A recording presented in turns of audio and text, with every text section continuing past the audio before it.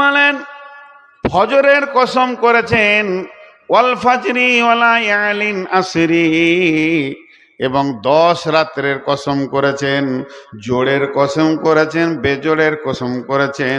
চলমান রাত্রির কসম করে বলছে আমি যে কসমগুলো খেয়েছি এই এক একটা কসমের ব্যাখ্যা যদি করা যায় একটা করে ঘন্টা লাগবে।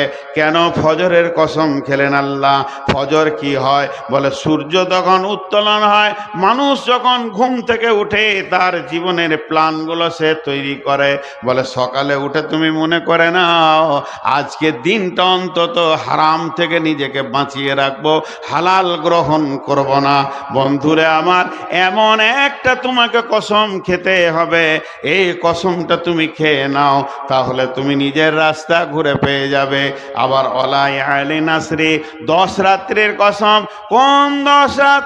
কোন 10 রাত? কেউ বলছে মুহররমের প্রথম 10 রাত, কেউ বলছে জিলহিজ্জা মাসের 10 রাত, কেউ বলছে না রমজানের শেষ 10 রাত্রি।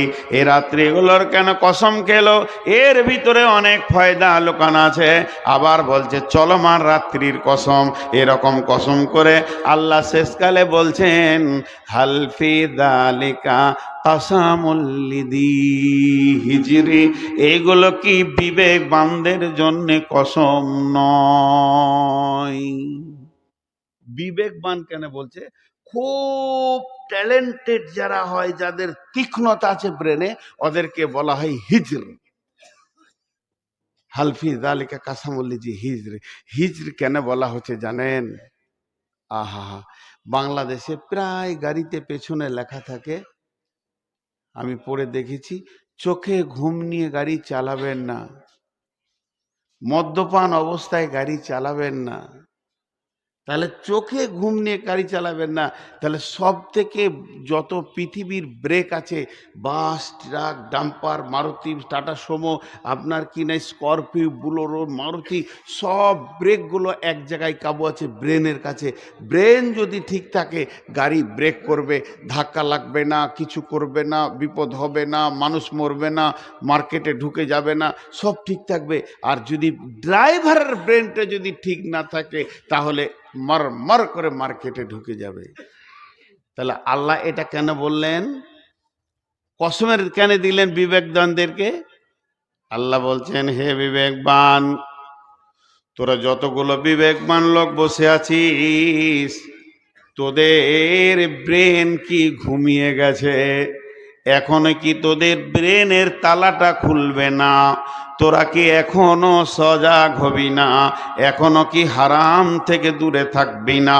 তোরা তোদের জীবন গাড়িটাকে মার করে চালিয়ে দিলি সুদ, জুয়া, তাসের ওপর দিয়ে, নিজেকে তোরা বাঁচাতে পারছিস না হারাম থেকে। হে বিবেকবান, কোন বিবেক তোদের নষ্ট হয়ে গেছে যে হারামগুলোকে তোরা গ্রহণ করছিস, হালালগুলোকে ছেড়ে দিয়ে? এখনো কি তোদের বিবেকের চেতনতা নাই? এখনো কি ঘুমিয়ে থাকবি? এত হাদিস কোরআনের বর্ণনার পরেও কেন সুদের টাকা তোর হাতে থাকবে? মদের বোতল তোর হাতে কেন থাকবে? তুই কি নিজেকে বাঁচাতে পারবি না? দেখ, তোর বিবেকের চেতনতা কর। তাই আল্লাহ তাবারাক ওয়া তাআলা বলছেন ইয়া আইয়ুহাল ইনসানু ইন্নাকা কাদিহু ইলা রাব্বিকা কাদহান ফামুলাকিহি। হে ইনসানের দল, মানুষের দল, প্রচেষ্টা চালিয়ে যাও, খুব প্রচেষ্টা করো, উদ্যম প্রচেষ্টায় লেগে যাও। রবের মোলাকাত যদি তুমি করতে চাও, তোমার রব তোমার সঙ্গে মোলাকাত করতে রাজি আছে। তাহলে উদ্যম প্রচেষ্টাটা কিসের? পাহাড়ে ওঠার মতো কষ্ট বলে না, তা বলা হয়নি। তাহলে সমুদ্রে ঝাঁপ দিয়ে ওই পার হতে হবে রবকে দেখা করতে গেলে, তাও বলা হয়নি। আল্লাহকে মোলাকাত করার ব্যাপারে তোমাকে উদ্যম চেষ্টা বলেছে। তাইলে হাই রোডে 2 400 কিলোমিটার দৌড়তে হবে রবকে খুঁজে বার করতে গেলে। তাও আল্লাহ বলতে চাইনি, আল্লাহ বলছেন ইন্নাকা কাদিহু ইলা রব্বিকা কাদাহান। তোমার প্রচেষ্টার মেহনত লেগে থাকবে কোন দিকে? হারামকে বর্জন করে হালালকে ধরবে।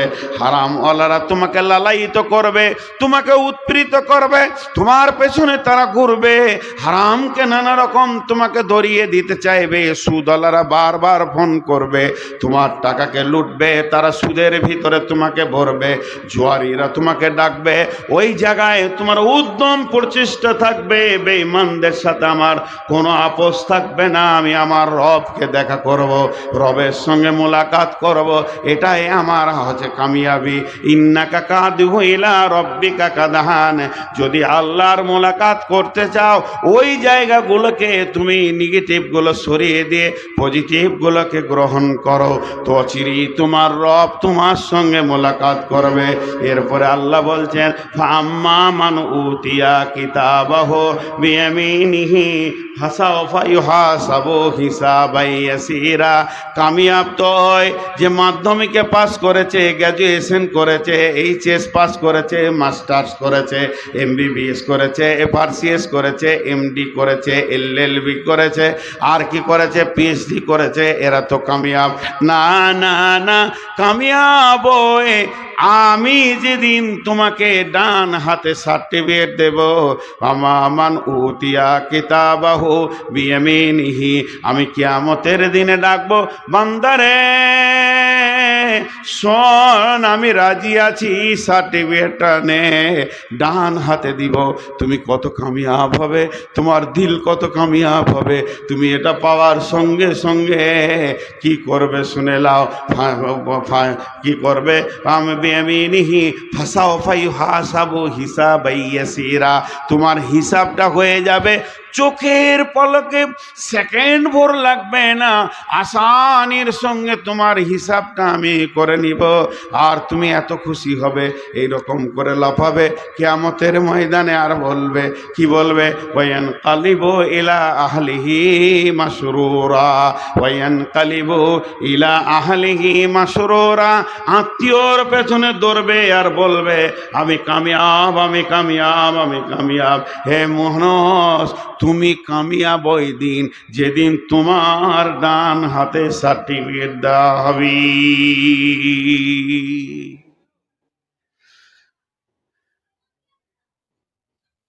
কি বলছে? ছেড়ে দাও, তাই বলছে। আচ্ছা, ওরা দাঁড়িয়ে আছে কেন? কত মানুষের মিজাজ কেমন দেখেন, এত জায়গা ফাঁকা আছে তাও দাঁড়িয়ে আছে। ভাই বিরক্ত লাগছে নাকি আপনাদের? হ্যাঁ, এখন 12টা বাজেনি তো। হ্যাঁ,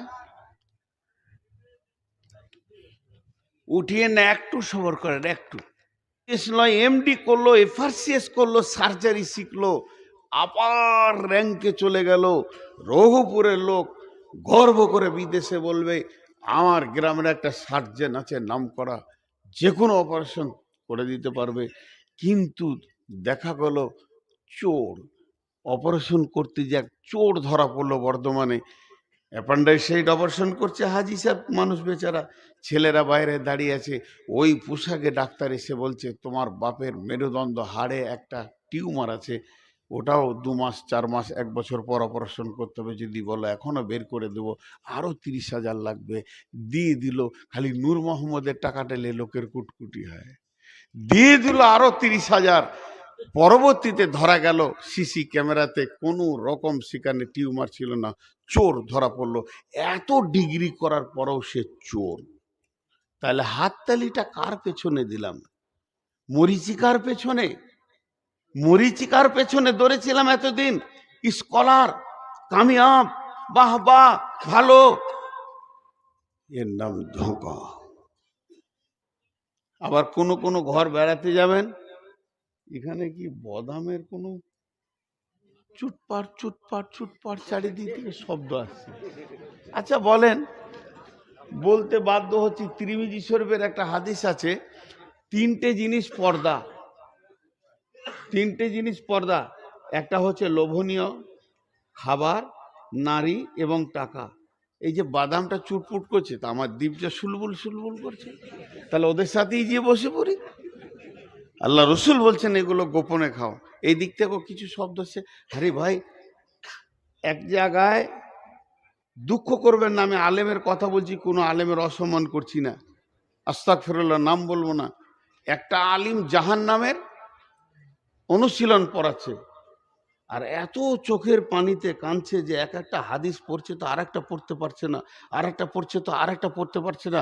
রাসূলুল্লাহ সাল্লাল্লাহু আলাইহি ওয়াসাল্লামের তায়েফের ঘটনার পড়াতে যে আমি একটা আলিমকে দেখেছি, তিনি এত অঝোর নয়নে কাঁদছেন, আমি ক্লাস করেছি তার কাছে। আবার এমন আলিম দেখছি জাহান্নামে কিভাবে জাহান্নামীদেরকে আর্তনাদ করবে, শাস্তি দেওয়া হবে, এটাও পড়াচ্ছে, আবার চাও খেয়েছে। তাহলে ওর দিলে কতটা ইফেক্ট হচ্ছে ভাইয়া। এখন বায়ান সমান সময় খেয়েন না, মানুষ খেয়েই শেষ হয়ে গেল। খাওয়া কাজটা খুব ভালো লোকের কাজ নয়, খাওয়া হচ্ছে গোপনীয় জিনিস। যাই হোক, কে পাস করলো কে ফেল করলো এটা হলো না। এবার চলেন মাস্টার জেনারেল লাইনে গেল, আরবি লাইনেও তাই।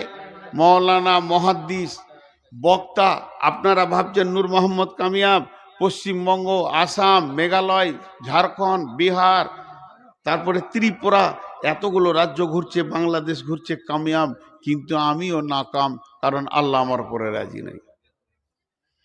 এর নাম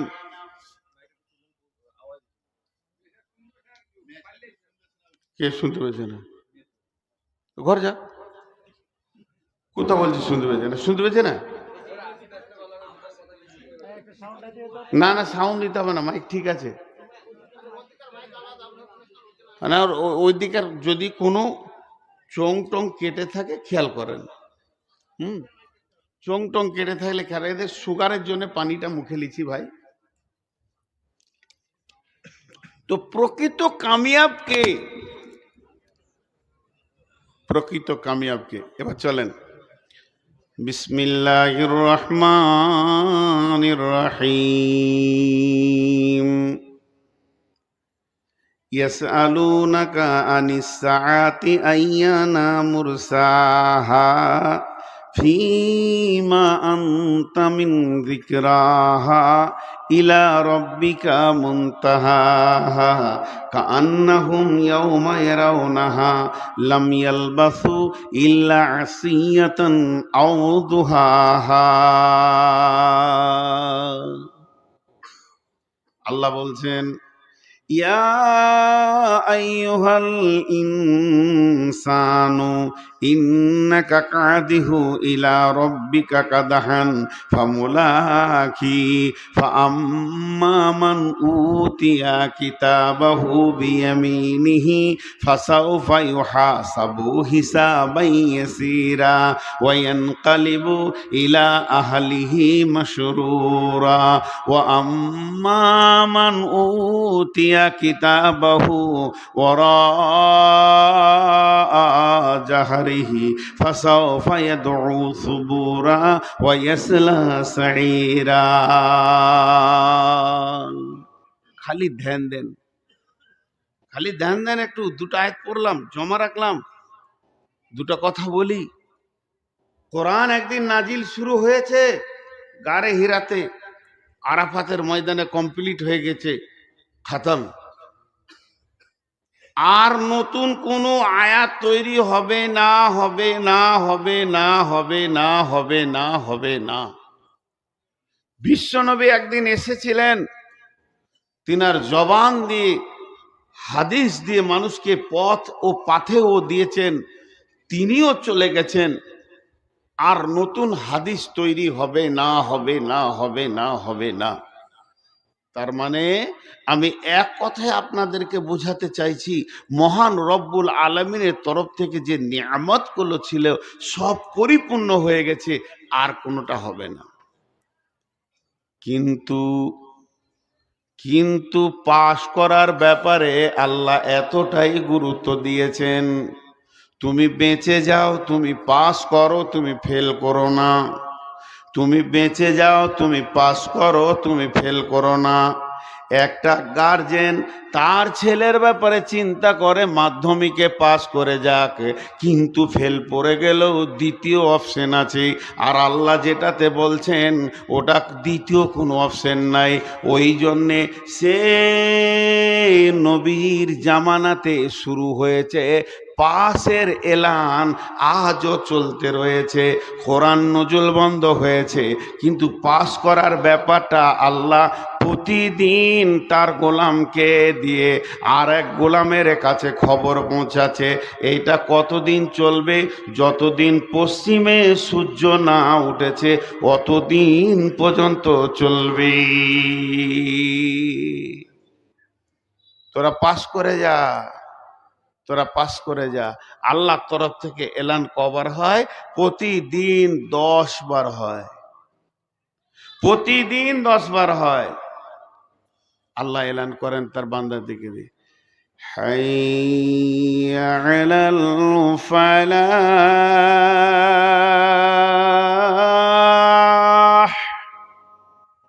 এটা বাংলায় বলছি।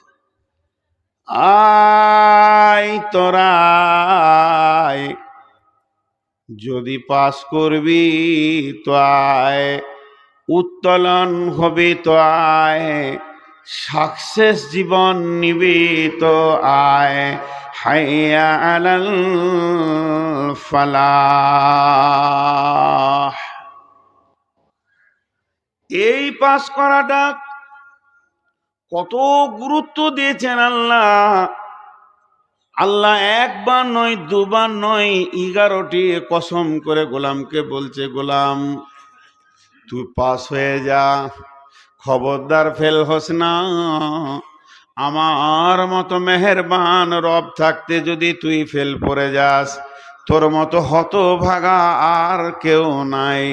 আল্লাহ 11 বার কসম খাচ্ছেন, বিসমিল্লাহির রহমানির রহিম, ওয়াশ-শামসি ওয়া দুহাহা, ওয়াল কামারি ইযা তালাহা, ওয়ান নাহারি ইযা জাল্লাহা, ওয়াল লাইলি ইযা ইয়াগশাহা, ওয়াস সামাই ওয়া মা বানাহা, ওয়াল আরদি ওয়া মা তুহাহা, ওয়া নাফসি ওয়া মা সাওয়াহা, ফাআলহামাহা ফুজুরাহা ওয়া তাকওয়াহা। আল্লাহ আসমানের কসম খেলেন, তাজাল্লির কসম খেলেন, রাতের কসম খেলেন। আল্লাহ একটা নয়, দুইটা নয়, তিনটা নয়, পর পর 11টা কসম খেয়েছেন। ছোট্ট মতো একটা কথা বলার জন্যে এতগুলো কসম খেলেন আল্লাহ। সেই কসমগুলো খেলেন শুধুমাত্র একটা কথা বলার জন্যে। সেই কথাটা হলো, قد أفلح من زكاها وقد خاب من دساها। পবিত্র যে থাকবে বেঁচে যাবে, নোংরা যে থাকবে ফেঁসে যাবে। ছোট্ট কথা বলার জন্য 11টা কসম। আমাকে এই কমিটির ছেলে একজন এসে বলছে, মৌলানা একটা মিষ্টি খান। আমি বললাম খাবো না, সুগার। না খান। তুমি বললি খাবো নাকি? আমার সুগার অনেক, আমাদের এই মিষ্টিটা বিখ্যাত, খান। এবার কেমন জ্বালা লাগে বলো না? ও শেষকালে আমার হলারে ভরবি। তখন আমি রেগে গেছি, রেগে যখন বললাম আল্লাহর কসম খাবো না।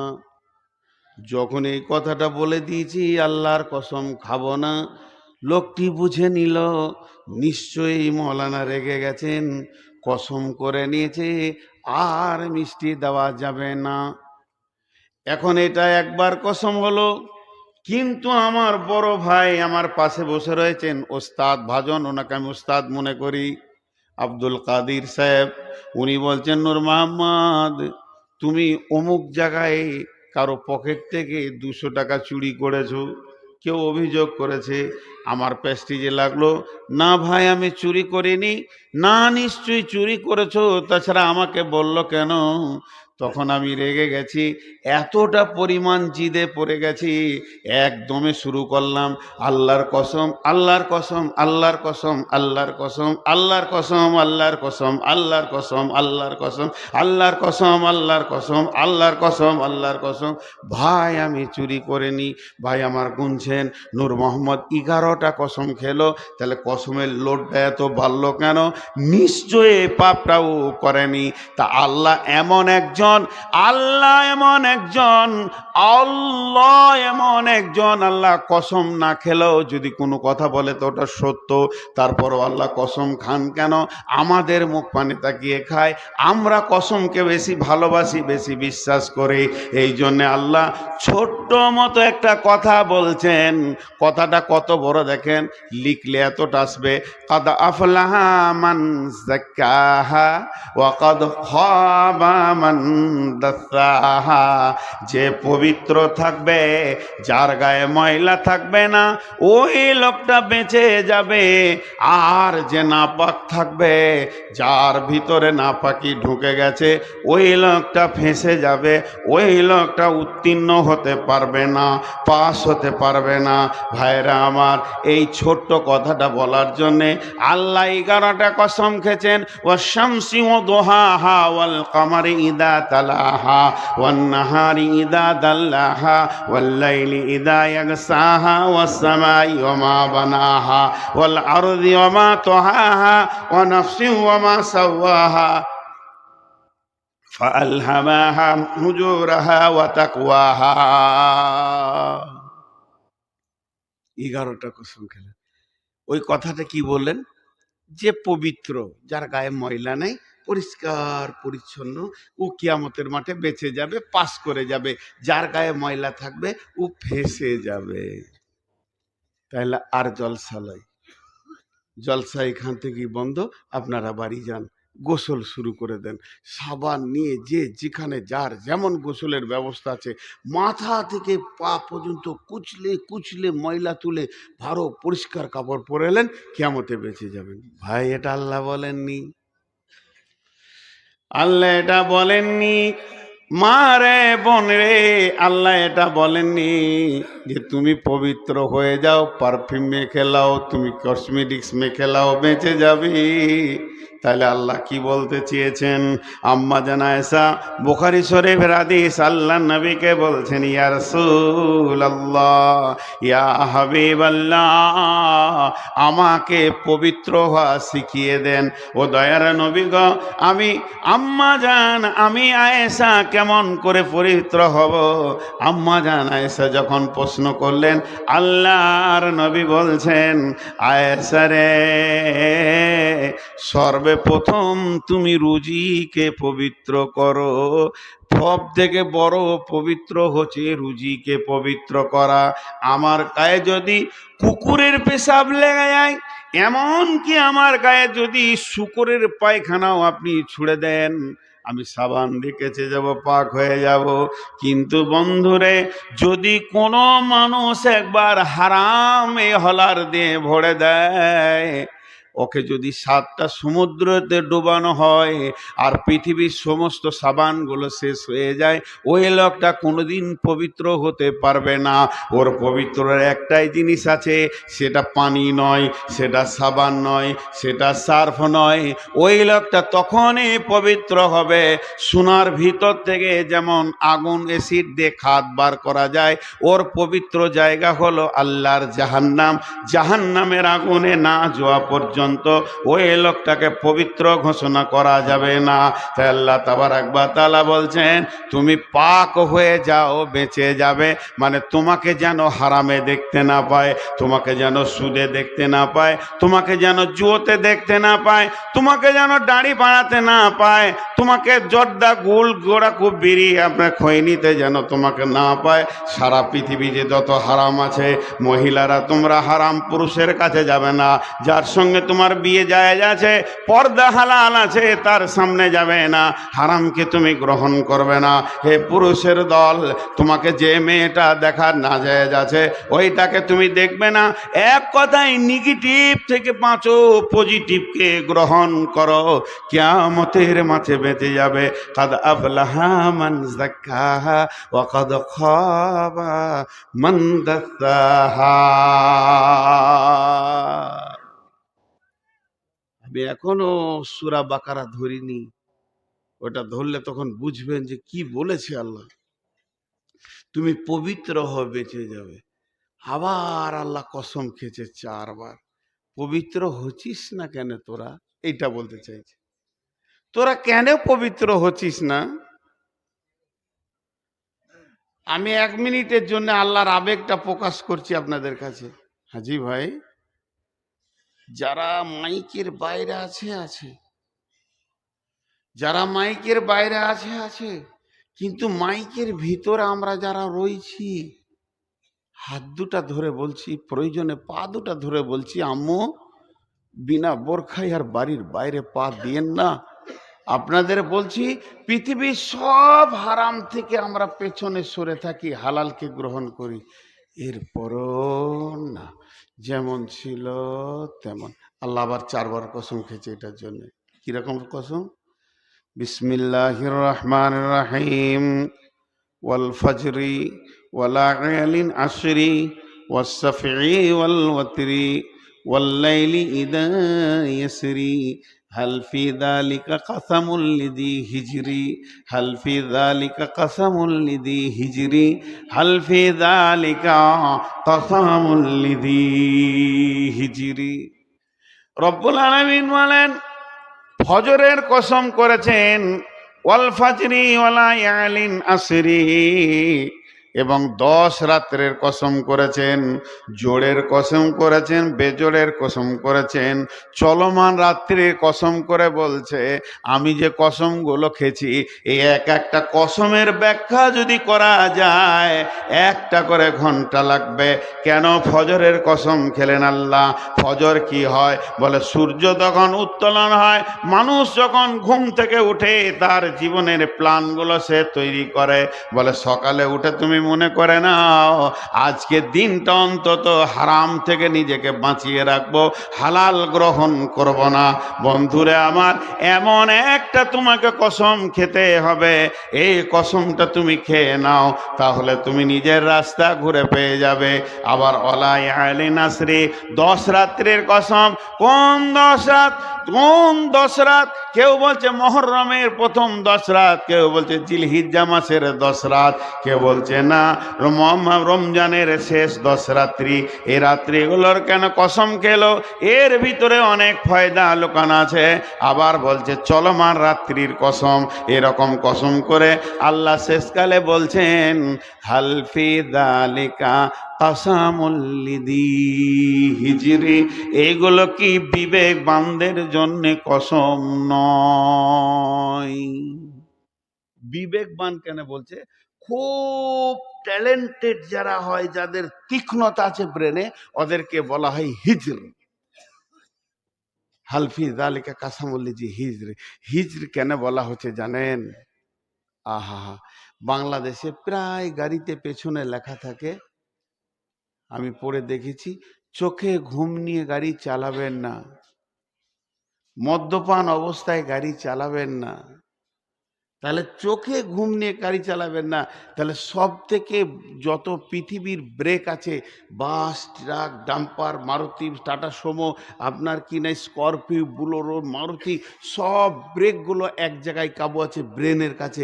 ব্রেন যদি ঠিক থাকে, গাড়ি ব্রেক করবে, ধাক্কা লাগবে না, কিছু করবে না, বিপদ হবে না, মানুষ মরবে না, মার্কেটে ঢুকে যাবে না, সব ঠিক থাকবে। আর যদি ড্রাইভারের ব্রেনটা যদি ঠিক না থাকে, তাহলে মার মার করে মার্কেটে ঢুকে যাবে। তাহলে আল্লাহ এটা কেন বললেন? কসমের কেন দিলেন বিবেকবানদেরকে? আল্লাহ বলছেন, হে বিবেকবান, তোরা যতগুলো বিবেকবান লোক বসে আছিস, তোদের ব্রেন কি ঘুমিয়ে গেছে?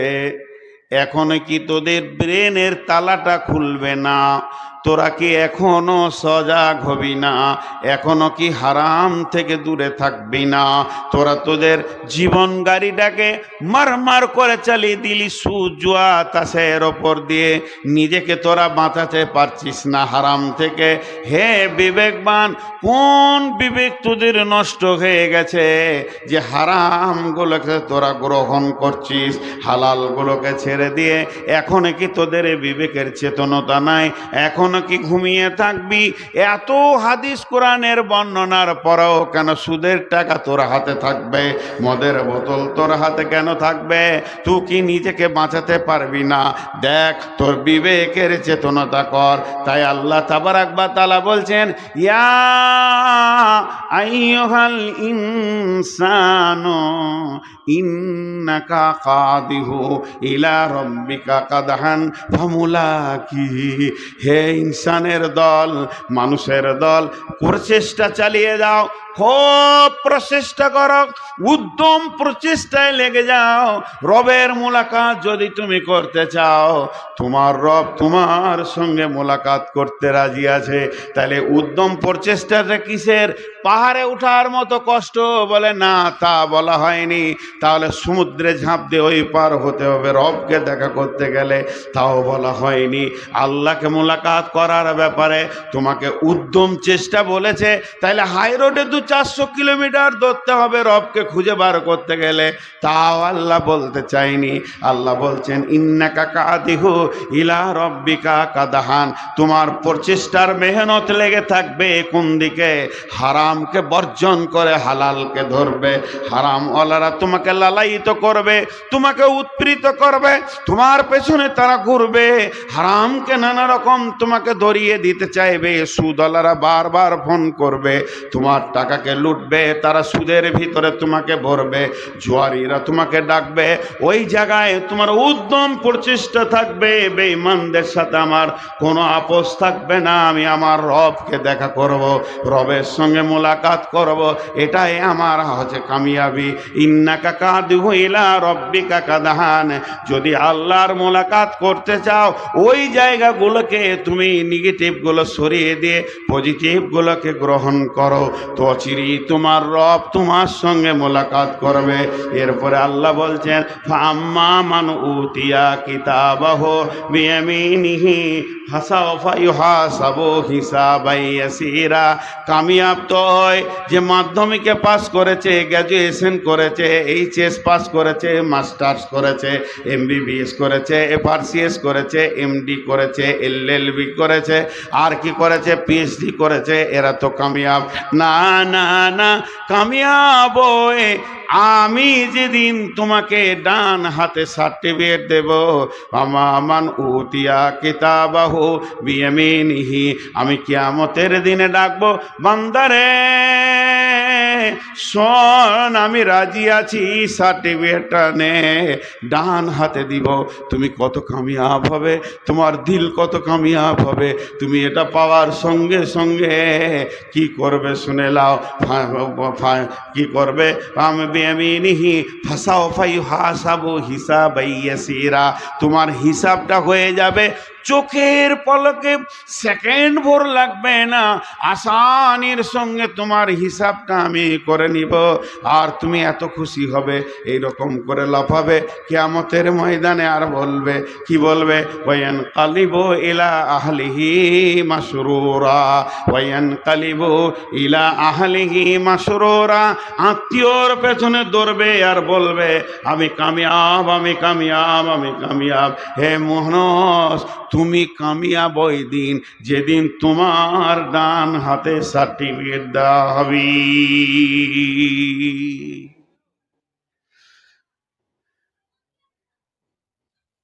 কি বলছে? ছেড়ে দাও, তাই বলছে।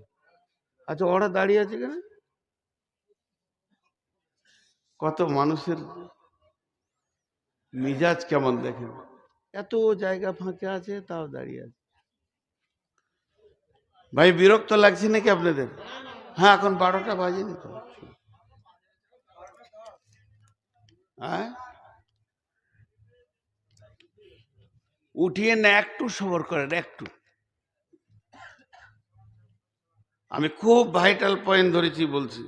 ওই দিন ও বলবে কামিয়াব। একদিন আমাকে প্রাইমারি স্কুলে সার্টিফিকেট দেওয়া হয়েছে, একদিন হাই স্কুলে দেওয়া হয়েছে, একদিন মাদ্রাসাতে দেওয়া হয়েছে, মক্তবে দেওয়া হয়েছে, আল জামিয়াতে দেওয়া হয়েছে। এই সার্টিফিকেটগুলো সার্টিফিকেট নয়। আসল তো মুসলমানের ঈদ, ডান হাতে যেদিন সার্টিফিকেট পাবে সেই দিনটা ওর আনন্দের দিন।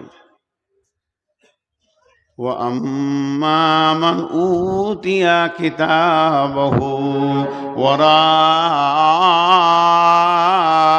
ظهره, যেদিন মানুষকে আধারে পেছন দিকে আল্লাহ এইভাবে সার্টিফিকেট দিবেন, সামনে তাকাবেন না, ওকে কাছে নেবেন না, ওর মুখের দিকেও তাকাবে না, সেদিন হলো সে কানবে, আফসোস করবে। ওয়াইয়াদউ সুবুরা, ইয়াদউ সুবুরা, সে মতকে ডাকবে। মত, মত আয়, আমি মরতে চাই। এখন মানুষ মরতে চায় না, মৃত্যু থেকে বাঁচতে চায়। আর কিয়ামতের দিনে মানুষ মতকে ডাকবে। আল্লাহ বলছেন ইয়াদউ সুবুরা, মতকে ডাকবে। কেন ডাকবে জানেন? ওর বিবেক বলবে, আমার মা বাপ, ভাই বোন, আত্মীয় স্বজন, ছেলে পিলে, বউ বিটি, স্ত্রী আর নাতি পুতি, টাকা পয়সা, জমি জায়গা, বাড়ি ঘর, পুকুর বাগান সব ছিল যেখানে আমাকে ঘেরে, সবাই মহব্বত দিয়ে আমাকে ঘেরে রেখেছিল। মত এমন একটা বস্তু, ওখান থেকে আমাকে একা তুলে নিয়ে চলে এসেছে। সব ভেজালগুলো সরে গেছে, আমি একা চলে এসেছি। তাহলে আজকে যদি কিয়ামতের মাঠে একবার মত এসে যায়, আমাকে অন্য জায়গায় করে দেবে, আর জাহান্নাম যেতে হবে না।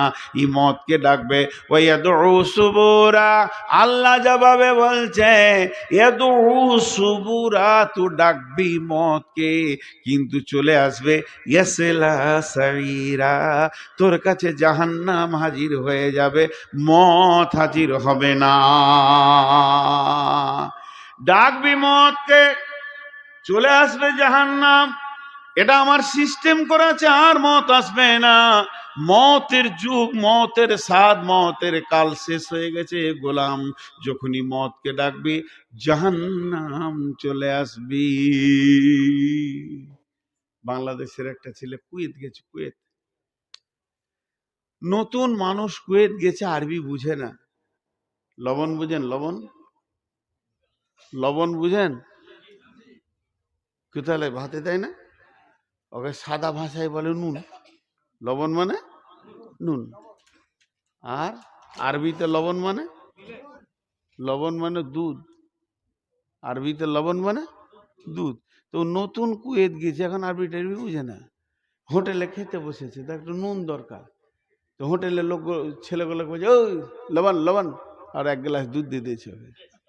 চেয়েছে লবণ, এসেছে দুধ। ভাষার গোলমাল। সৌদিতেও তাই দিবে। চেয়েছে লবণ, দিয়েছে দুধ। ও চাইবে কিয়ামতের মাঠে মত আসবে, জাহান্নাম। আল্লাহ সিস্টেম করে রেখেছে। এর নাম কামিয়াব নয়, এর নাম কামিয়াব নয়। ভাইরা আমার, আল্লাহ তাবারক ওয়া তাআলা কোরআনকে শুরু করছেন, সূরা বাকারাকে শুরু করছি এবার। বিসমিল্লাহ। এতক্ষণ ছিলাম ভূমিকায়, এগুলো সব প্রত্যেকটা আয়াতের সঙ্গে কাজে লাগবে, এই জন্য বলে নিলাম। এবার আল্লাহ বলছেন বিসমিল্লাহির রহমানির রহিম, আলিফ লাম মিম, যালিকাল কিতাবু লা রাইবা ফীহি হুদাল লিল মুত্তাকিন। আলিফ লাম মিম, এটা হরফে মুকাত্তাত। এর তর্জমা হচ্ছে আলিফ লাম মিম, প্রত্যেকটা অক্ষরে 10 নেকি আছে। এটা মানে একমাত্র আল্লাহ জানেন। এর একটাই মানে আল্লাহু আলামু বিমুরাদি, এর আসল খবর আল্লাহ ছাড়া পৃথিবীর কোনো মানুষ জানে না। ইভেন নবী সাল্লাল্লাহু আলাইহি সাল্লামকেও পর্যন্ত বলা হয়নি। এর ভিতরে কি গোপন তত্ত্ব রয়েছে, কি গোপন রহস্য লুকানো আছে, একমাত্র আল্লাহই জানে। আলিফ লাম মিম। তারপরে আল্লাহ বলছেন যালিকাল কিতাবু লা রাইবা ফীহি হুদাল লিল মুত্তাকিন। আপনাদেরকে একটা উদাহরণ দিব। অনেক লম্বা রাস্তা আমাদেরকে যেতে হবে। নিজের ঘরে যেতে গেলে ওই রাস্তায় যেতে হবে। সেই রাস্তাটা 3টে বিড়ম্বনা জায়গা আছে।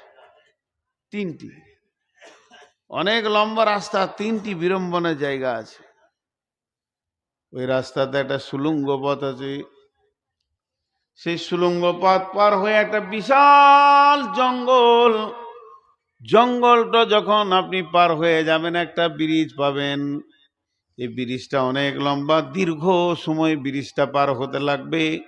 ওই ব্রিজটা পার হওয়ার পর সামনে একটা আপনার ঘরের চৌকাটা আসবে। ওই চৌকাটা পার করে যখনই আপনি ঘরে ঢুকে যাবেন, এর জীবনটা নাম হলো কামিয়াব। পৃথিবীতে আদমকে যেদিন বানানো হলো, গোটা পৃথিবীটা ফেটে 2 ভাগ হয়ে গেল। গোটা পৃথিবী আর একটা থাকলো না। ইবলিস আজাজিল একটা বড় আল্লাহর ওলি ছিল, একটা আবিদ ছিল। পৃথিবীর সব জায়গায় এসে ভ্রমণ করেছে, আল্লাহকে ডেকেছে, সাজদা করেছে। যখনই আদম এলো, ইবলিস শয়তান সেই দিনই ইবলিস হলো। আদম আর ইবলিস 2 মেরু হয়ে গেল। একদিকে আদম, একদিকে ইবলিস, একদিকে আদম, একদিকে ইবলিস, একদিকে ফিরআউন নমরুদ, একদিকে মূসা ইব্রাহিম। এইভাবে চলতে চলতে বিশ্ব নবী একদিকে, একদিকে আবু জাহেল। এরকম চলতে চলতে পৃথিবী এখনো 2 দিকে মেরুকরণ আছে। আজকে পৃথিবীতে বেঈমানরা একদিকে হয়ে গেছে আর মুমিনরা একদিকে হয়ে গেছে। সারা পৃথিবীর মুমিন একমত, মুমিনের ওপরে উৎপীড়ন চলছে। চলতে চলতে আল্লাহ যেদিন মুমিনদেরকে 100 ডিগ্রি অ্যাঙ্গেলে ঘুরিয়ে দেবে, সেদিন একদিন বিজয়ী আসবে। এই মাটিতে ইসলামের পতাকা তুলবে, ইসলাম কায়েম হবে। লম্বা চওড়া ঘটনা আছে। তাহলে জেনে নেন, পৃথিবীটা 2টি মেরুকরণ হয়ে গেছে। একটা বেঈমানদের আন্দোলন, একটা ইমানদারের আন্দোলন। তেমনি রাস্তাও 2টি হয়ে গেছে। আল্লাহ সূরা বাকারার মধ্যে বলছেন বিসমিল্লাহির রহমানির রহিম আল্লাহু ওয়ালিয়ুল্লাযীনা আমানু ইখরিজুহুম মিনাজ যুলুমাতি ইলান নূর ওয়াল্লাযীনা কাফারু আউলিয়াউহুমুত তাগুত ইখরিজুনাহুম মিনান নূরি ইলাজ যুলুমাত উলাইকা আসহাবুন নারি হুম ফিহা খালিদুন।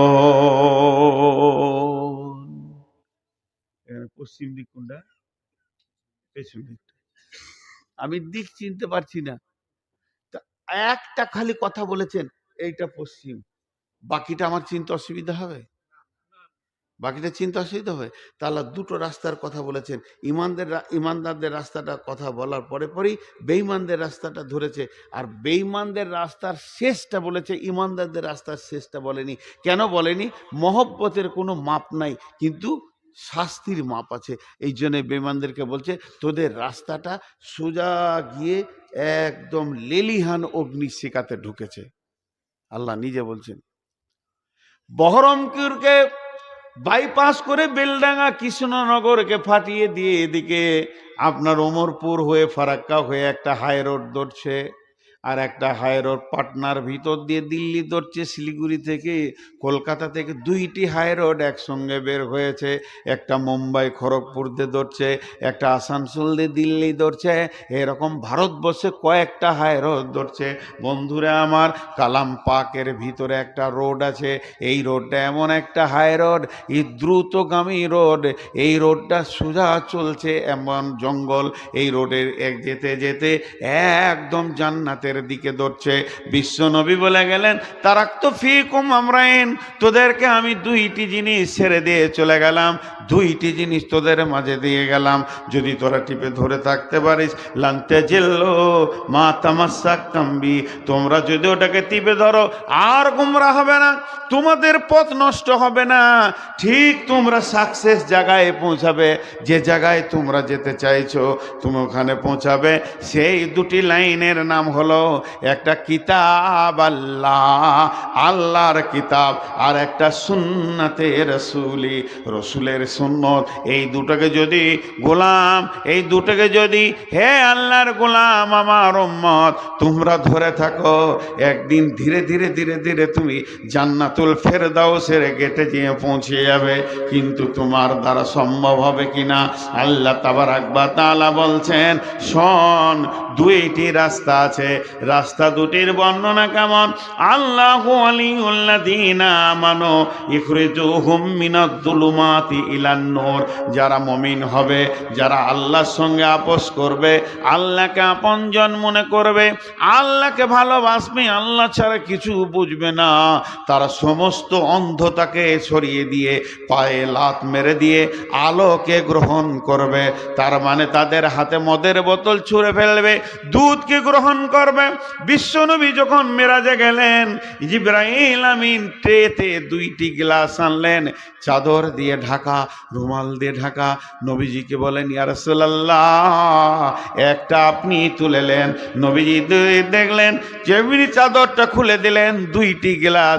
নবীজি বললেন, কি জিবরাইল? বলে, এটা আছে মদ, এইটা আছে দুধ, আপনি একটা তুলেলেন দুইটার মধ্যে।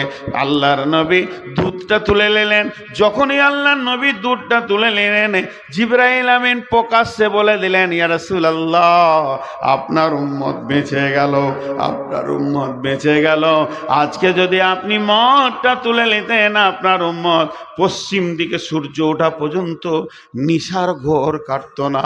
যার নবী দুধ তুলে নিয়েছে, মদের মুখে লাত মেরে দিয়েছে, তার উম্মত আজকে নিজের গায়ের দুধ, আল্লাহ দেওয়া নেয়ামত, চা চা করে টেনে বালতিতে ভরে নিয়ে ওই দুধকে পলসন্ডায় বেচে দিল, ওই দুধকে বহরমপুরে বেচে দিল, বেচে দিয়ে সেই দুধে বেচার টাকাতে বোতল খেয়ে বাড়ি ঢুকছে।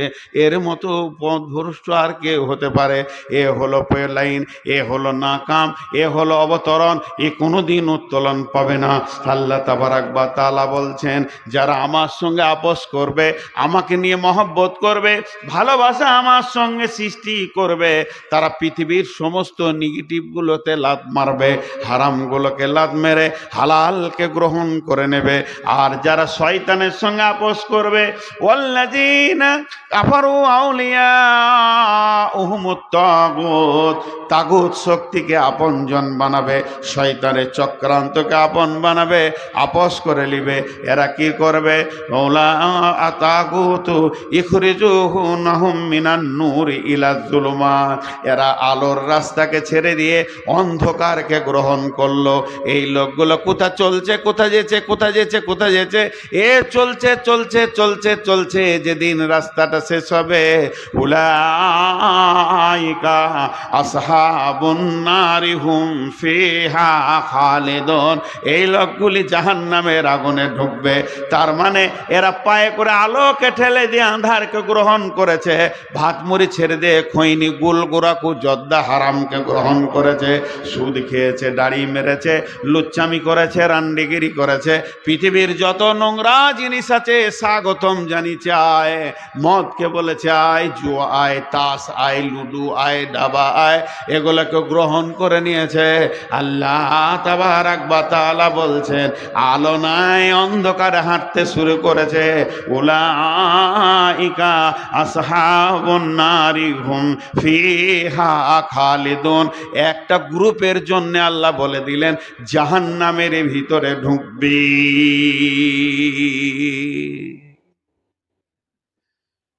কোনটা নিব কোনটা নিব না, নিজের বিবেককে জিজ্ঞেস করেন, কোনটা নিব কোনটা নিব না।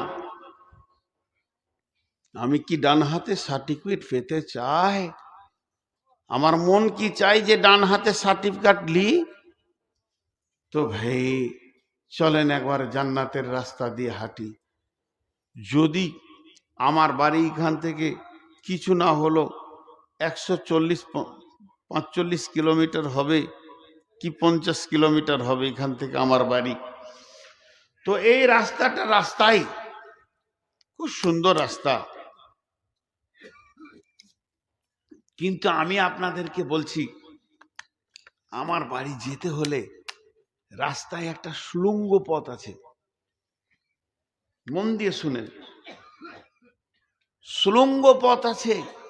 সেই সুড়ঙ্গ পথটা আপনাকে অতিক্রম করতে হবে। এর জন্য টর্চ লাইট, লাঠি, সাপ থাকতে পারে, ভয়ানক অজগর থাকতে পারে, সেই মালগুলোকে আপনি সাথে নেন। তারপরে সুড়ঙ্গটা যখন শেষ হবে, বিশাল একটা জঙ্গল, যেখানে বাঘ, ভালুক, সিংহ সব রেডি, অজগর, কুমির দৌড়ে বেড়াচ্ছে।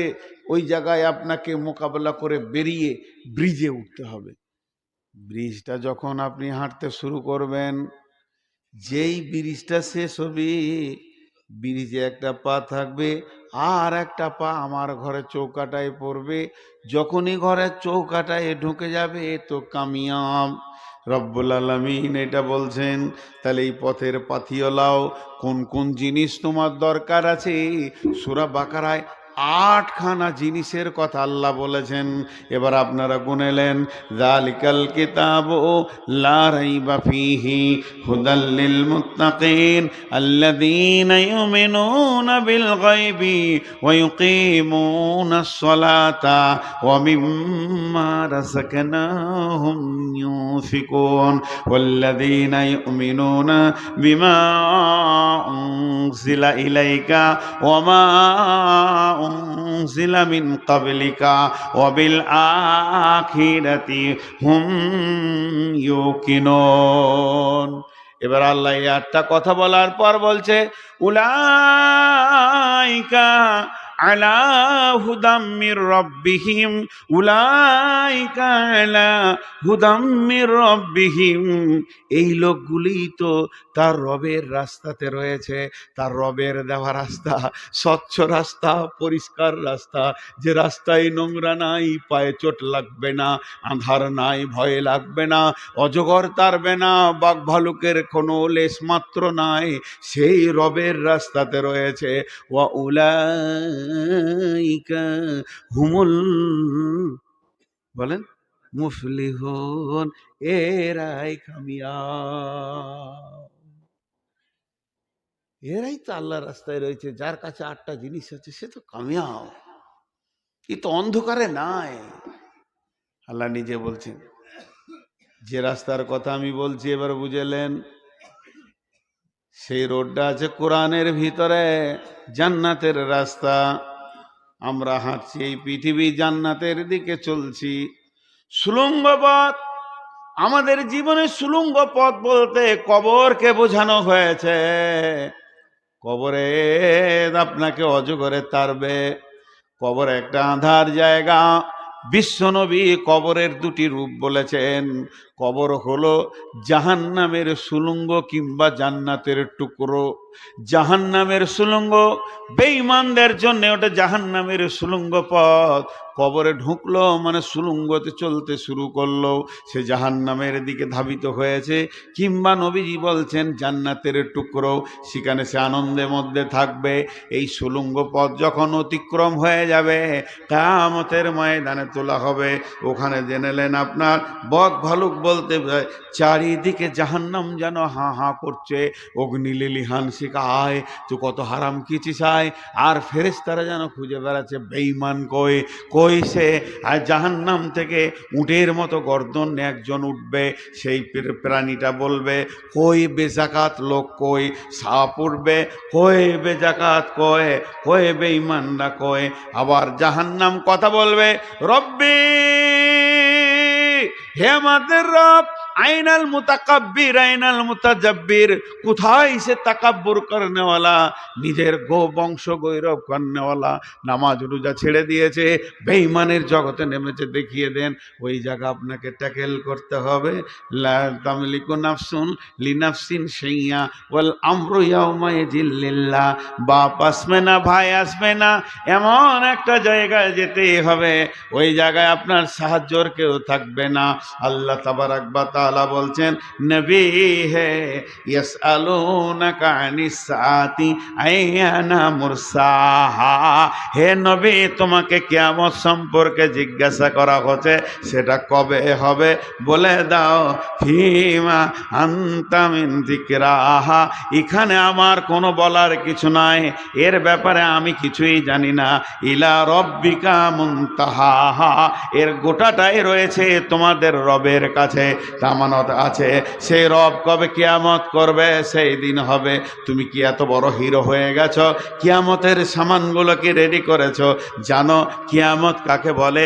ইয়াউমা ইয়ারাউনাহা, ইয়াউমা ইয়ারাউনাহা কান্নাহুম ইয়াউমা ইয়ারাউনাহা লাম ইয়ালবাসু ইল্লা শিয়াতান আও দুহাহা। মানুষকে যখন কিয়ামতের মাঠে তুলে কমপ্লিট করে দেয়া হবে, হাসরবাসী বলবে পৃথিবীতে এক সকাল কিংবা এক সন্ধ্যা ছিলাম। ছেলে পেলে না হয়নি, 12টা ছেলের মা, কত প্রসব যন্ত্রণা। তোমার ছেলে না, জানি না ছেলে হবে, আমি তো এক সকাল সন্ধ্যা ছিলাম, এর মধ্যে ছেলে হবে? বিশ্বাস করবে না, ব্যবসা বাণিজ্য ডাম্পার, টাকা পয়সা কিছু নেই। এক সকাল ছিলাম। আমি পোবার থেকে আসছি, আমার বাড়ি থেকে রঘুপুর, গাড়ি হাঁ হাঁ করে দৌড়ছে। মাত্র একবার দাঁড়িয়েছি রাইখার মসজিদে, ইমাম সাহেবটা খুব মহব্বতের। বললাম ভাই ঘরে এসে গোসল করেই বেরিয়ে যাচ্ছি ধুলিয়ান থেকে এসে, কিচ্ছু খাইনি, লাল চা জোগাড় করো বিনা চিনির, সুগার। তো চায়ের দোকানে যাব না, তুমি বিনা চিনির লাল চা জোগাড়। কতক্ষণ আসবে? এই 20 মিনিটে ঢুকে যাব। শুধু মসজিদে দাঁড়ালাম, দেখছি চা রেডি আছে, লাল চা, সুগার ফ্রিতে 1 কাপ চা খেলাম আর 2টি মুড়ি খেলাম, আবার গাড়ি ছাড়লাম। এখন যদি কেউ বলে রাইখাই কতক্ষণ ছিল, কাপ চা খেয়েছি, কিছুক্ষণ ছিলাম, 1 কাপ চা খেয়েছি। তো এইরকম কাউকে যদি কিয়ামতের মাঠে বলা হয় তুমি দুনিয়াতে কতক্ষণ ছিলে, আল্লাহ বলছে, ও বলবে ইল্লা আশিয়াতান আও দুহাহা, একটা সকাল কিংবা একটা সন্ধ্যা ছিলাম, এর বেশি পৃথিবী হলে আমি কিছু বুঝি না।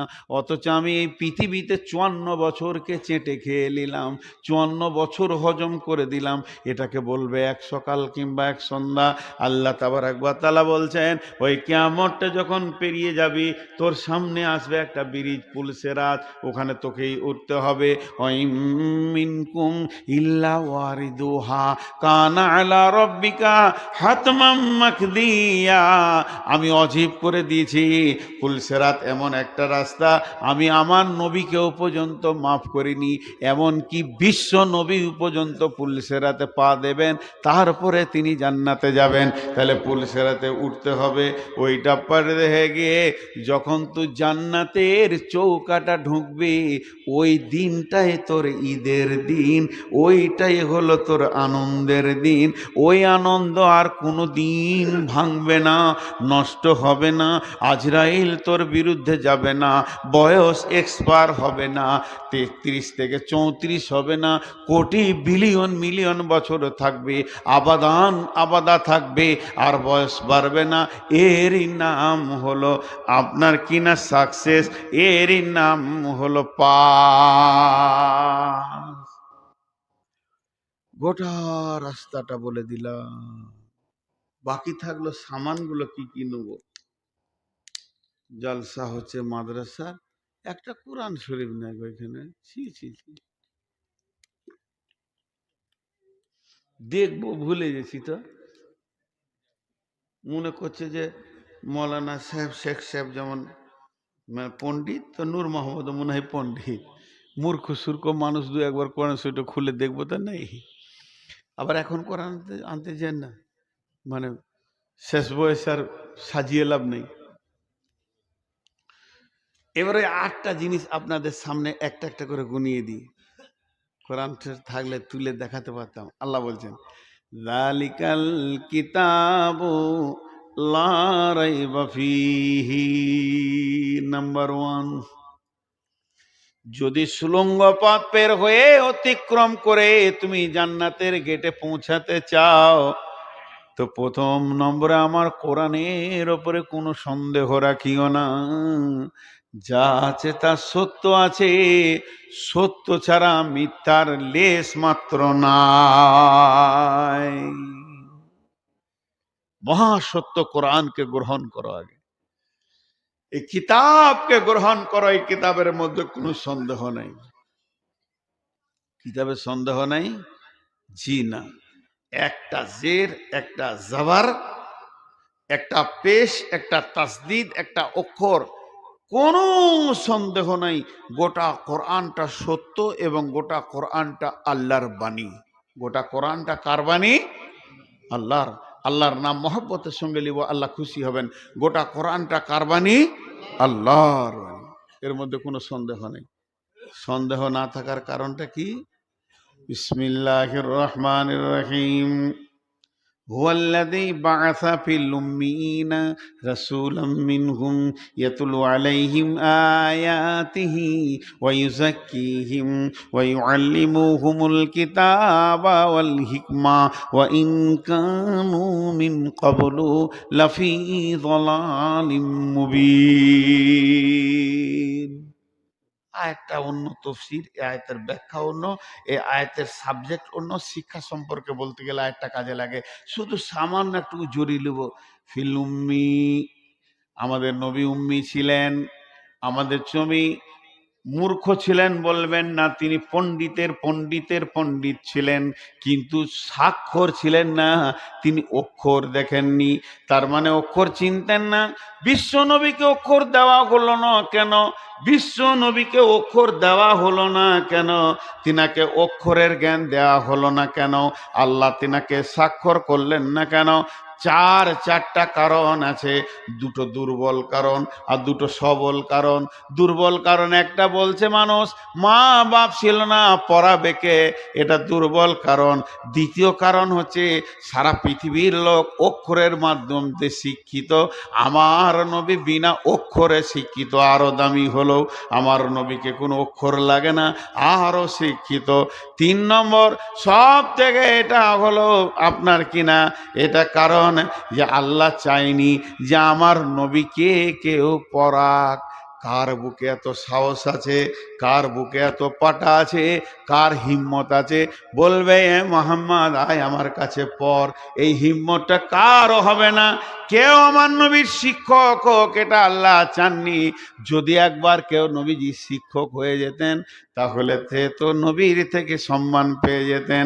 আর সব থেকে যে নির্যাস কারণ, সব থেকে যেটা সলিড কারণ, আল্লাহ তাবারাক ওয়া তাআলা তার নবীর মাধ্যম দিয়ে গোটা কোরআনটাকে নাজিল করছেন। আল্লাহ তাবারাক ওয়া তাআলা তার নবীর মাধ্যম দিয়ে গোটা কোরআনটাকে নাজিল করছেন।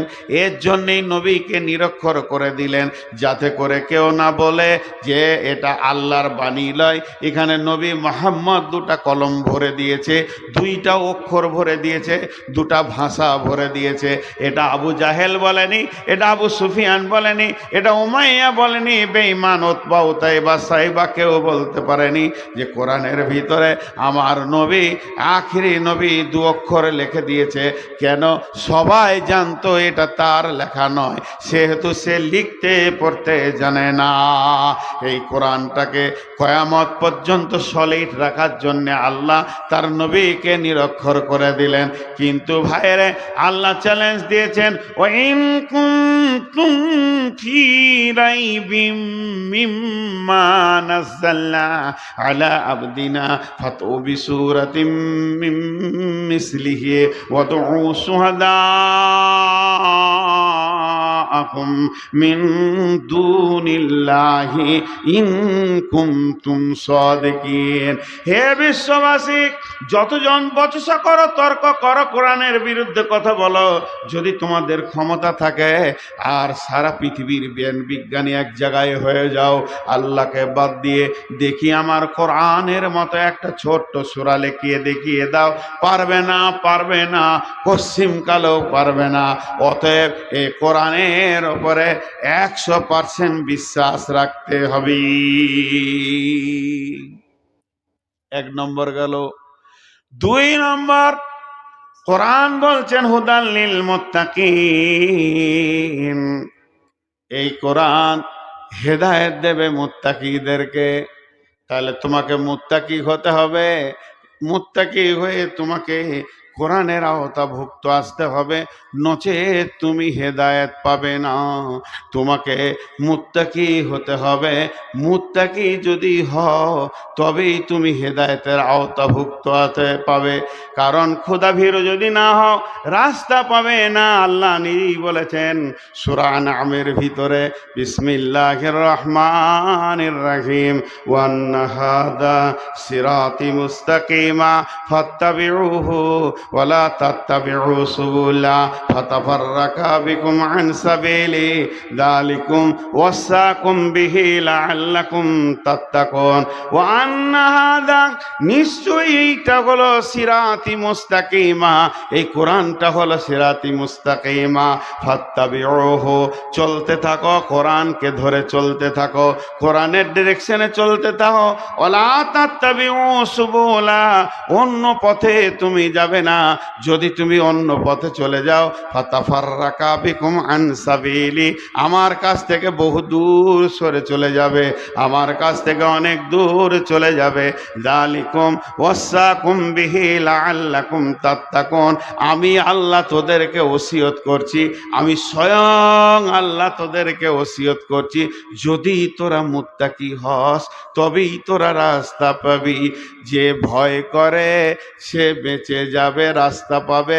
যার ভয় নাই তার জিন্দেগির মূল্য নাই। আপনি 1000বার বললেও আমি করবো না। না, তাহলে ওই অখিটা কিনে আসতে হবে ওয়াইদুল্লাহকে। 10 টাকাতে খালি মুখ দিয়ে থু বড়িয়ে দিয়ে 1.5 ঘন্টা কাটিয়ে দিলে। যদি 1,00,000বার বলি, কমিটির পায়ে ধরে যদি বলি যে আমাকে দে 9টায় কালেকশন করে দেবো, আমাদের কালেকশনের বক্তা, কালেকশনের বক্তা আছে, আপনি উঠে গেলে জালসা শেষ হয়ে যাবে। তো আমি শেষ করবো কেন? 1 টাকা কালেকশন করবো না। পায়ে ধরে যদি বলি যে কালেকশনটা আমি করে দেবো, আমাকে দাও 9টায়, লোক আমাকে ভালোবাসে, কালেকশনটা বেশি হবে তো মানবে না, ওরা উবুর হয়ে পড়ে যাবে। কালেকশন কি করবি? রাত 1টায় উঠবি, লোক রাখতে হবে। বাইরের লোক মনে হয় গায়ে থাকলে বরকত নাজিল হবে, মাতাল কটা এসে গায়ে থাকলে, আর ওই গায়ে লুচ্চা কটা ঘুরে বেড়াবে, বরকত হবে গায়ে আর কি। এই উঠছে কেন এরা? ওই ওই উঠছে কেন? আমি কোরআন শরীফের বাইরে কথা বলছি নাকি আপনাদেরকে?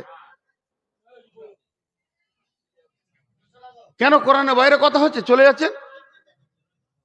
আমি রোগা মানুষ বসে পানি খেয়ে চালাইছি আর ফ্যাক ফ্যাক করে হেসে চলে যাচ্ছে। দেবার কমিটিকে বলবে যারা 12টায় দিও। বেয়াদবের দল।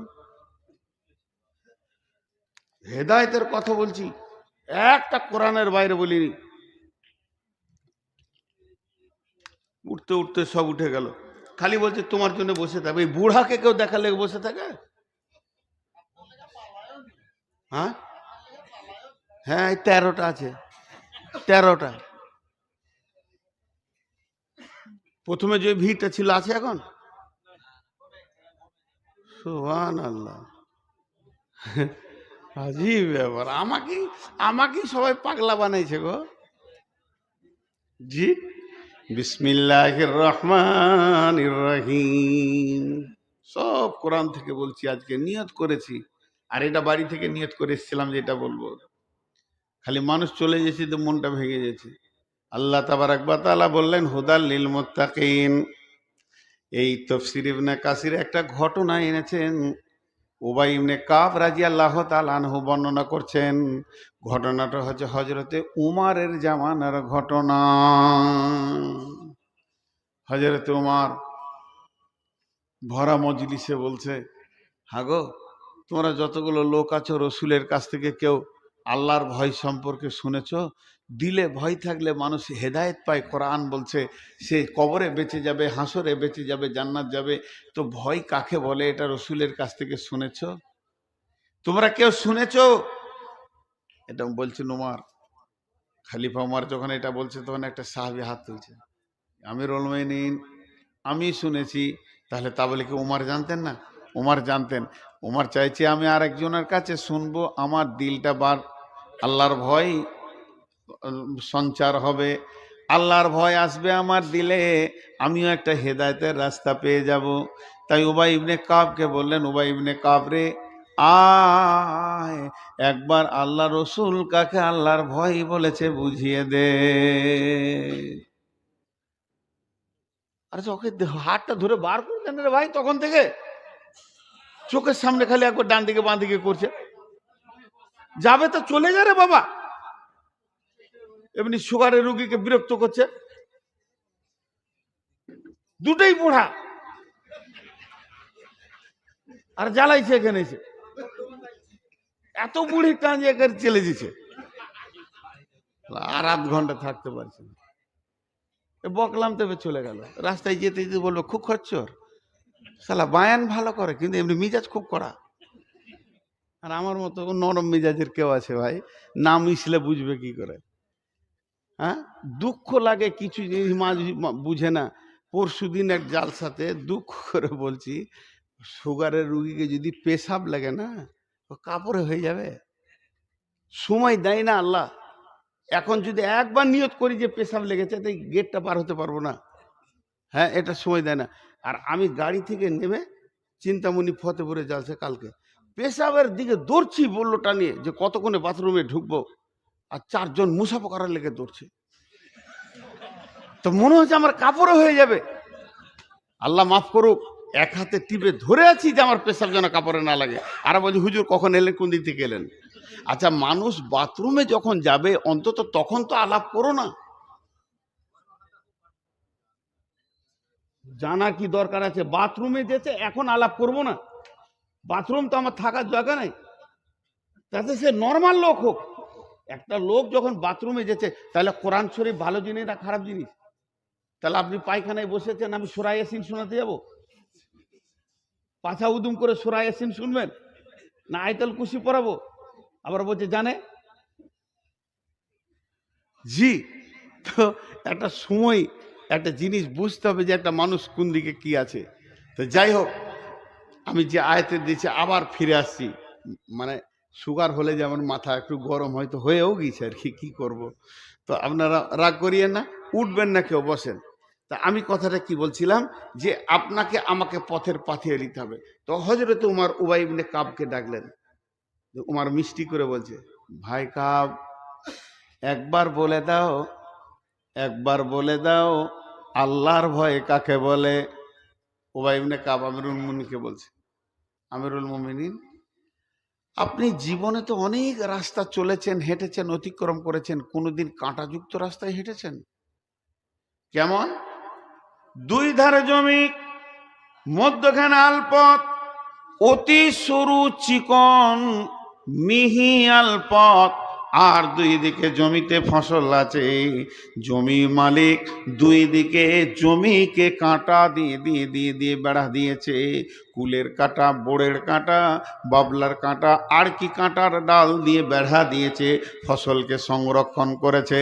তাহলে ডান দিকের জমিতে কাঁটার বেড়া, বাঁ দিকে জমিতে কাঁটার বেড়া, দুই দিকে কাঁটার বেড়া, মধ্য রাস্তাতে আপনি কোনোদিন হেঁটেছেন কি? হযরত আমিরুল মুমিনিন বলছে, উবাই ইবনে কাব রে, আমি একবার হেঁটেছি। উবাই ইবনে কাব বলছেন, কেমন করে হাঁটলেন? বলে, জামাটাকে স্যামটি নিলাম, চাদরগুলোকে গুছিয়ে নিলাম, না ডান দিকে ঝুঁকি না বাঁ দিকে ঝুঁকি, একদম সাবধানতা অবলম্বন করে এই আলটার এক প্রান্ত থেকে আর এক প্রান্তে চলে গেলাম। উবাই ইবনে কাব বলছেন, বাস বাস বাস, হয়ে গেছে। বিশ্ব নবী এটাকে আর ভয় বলেছেন।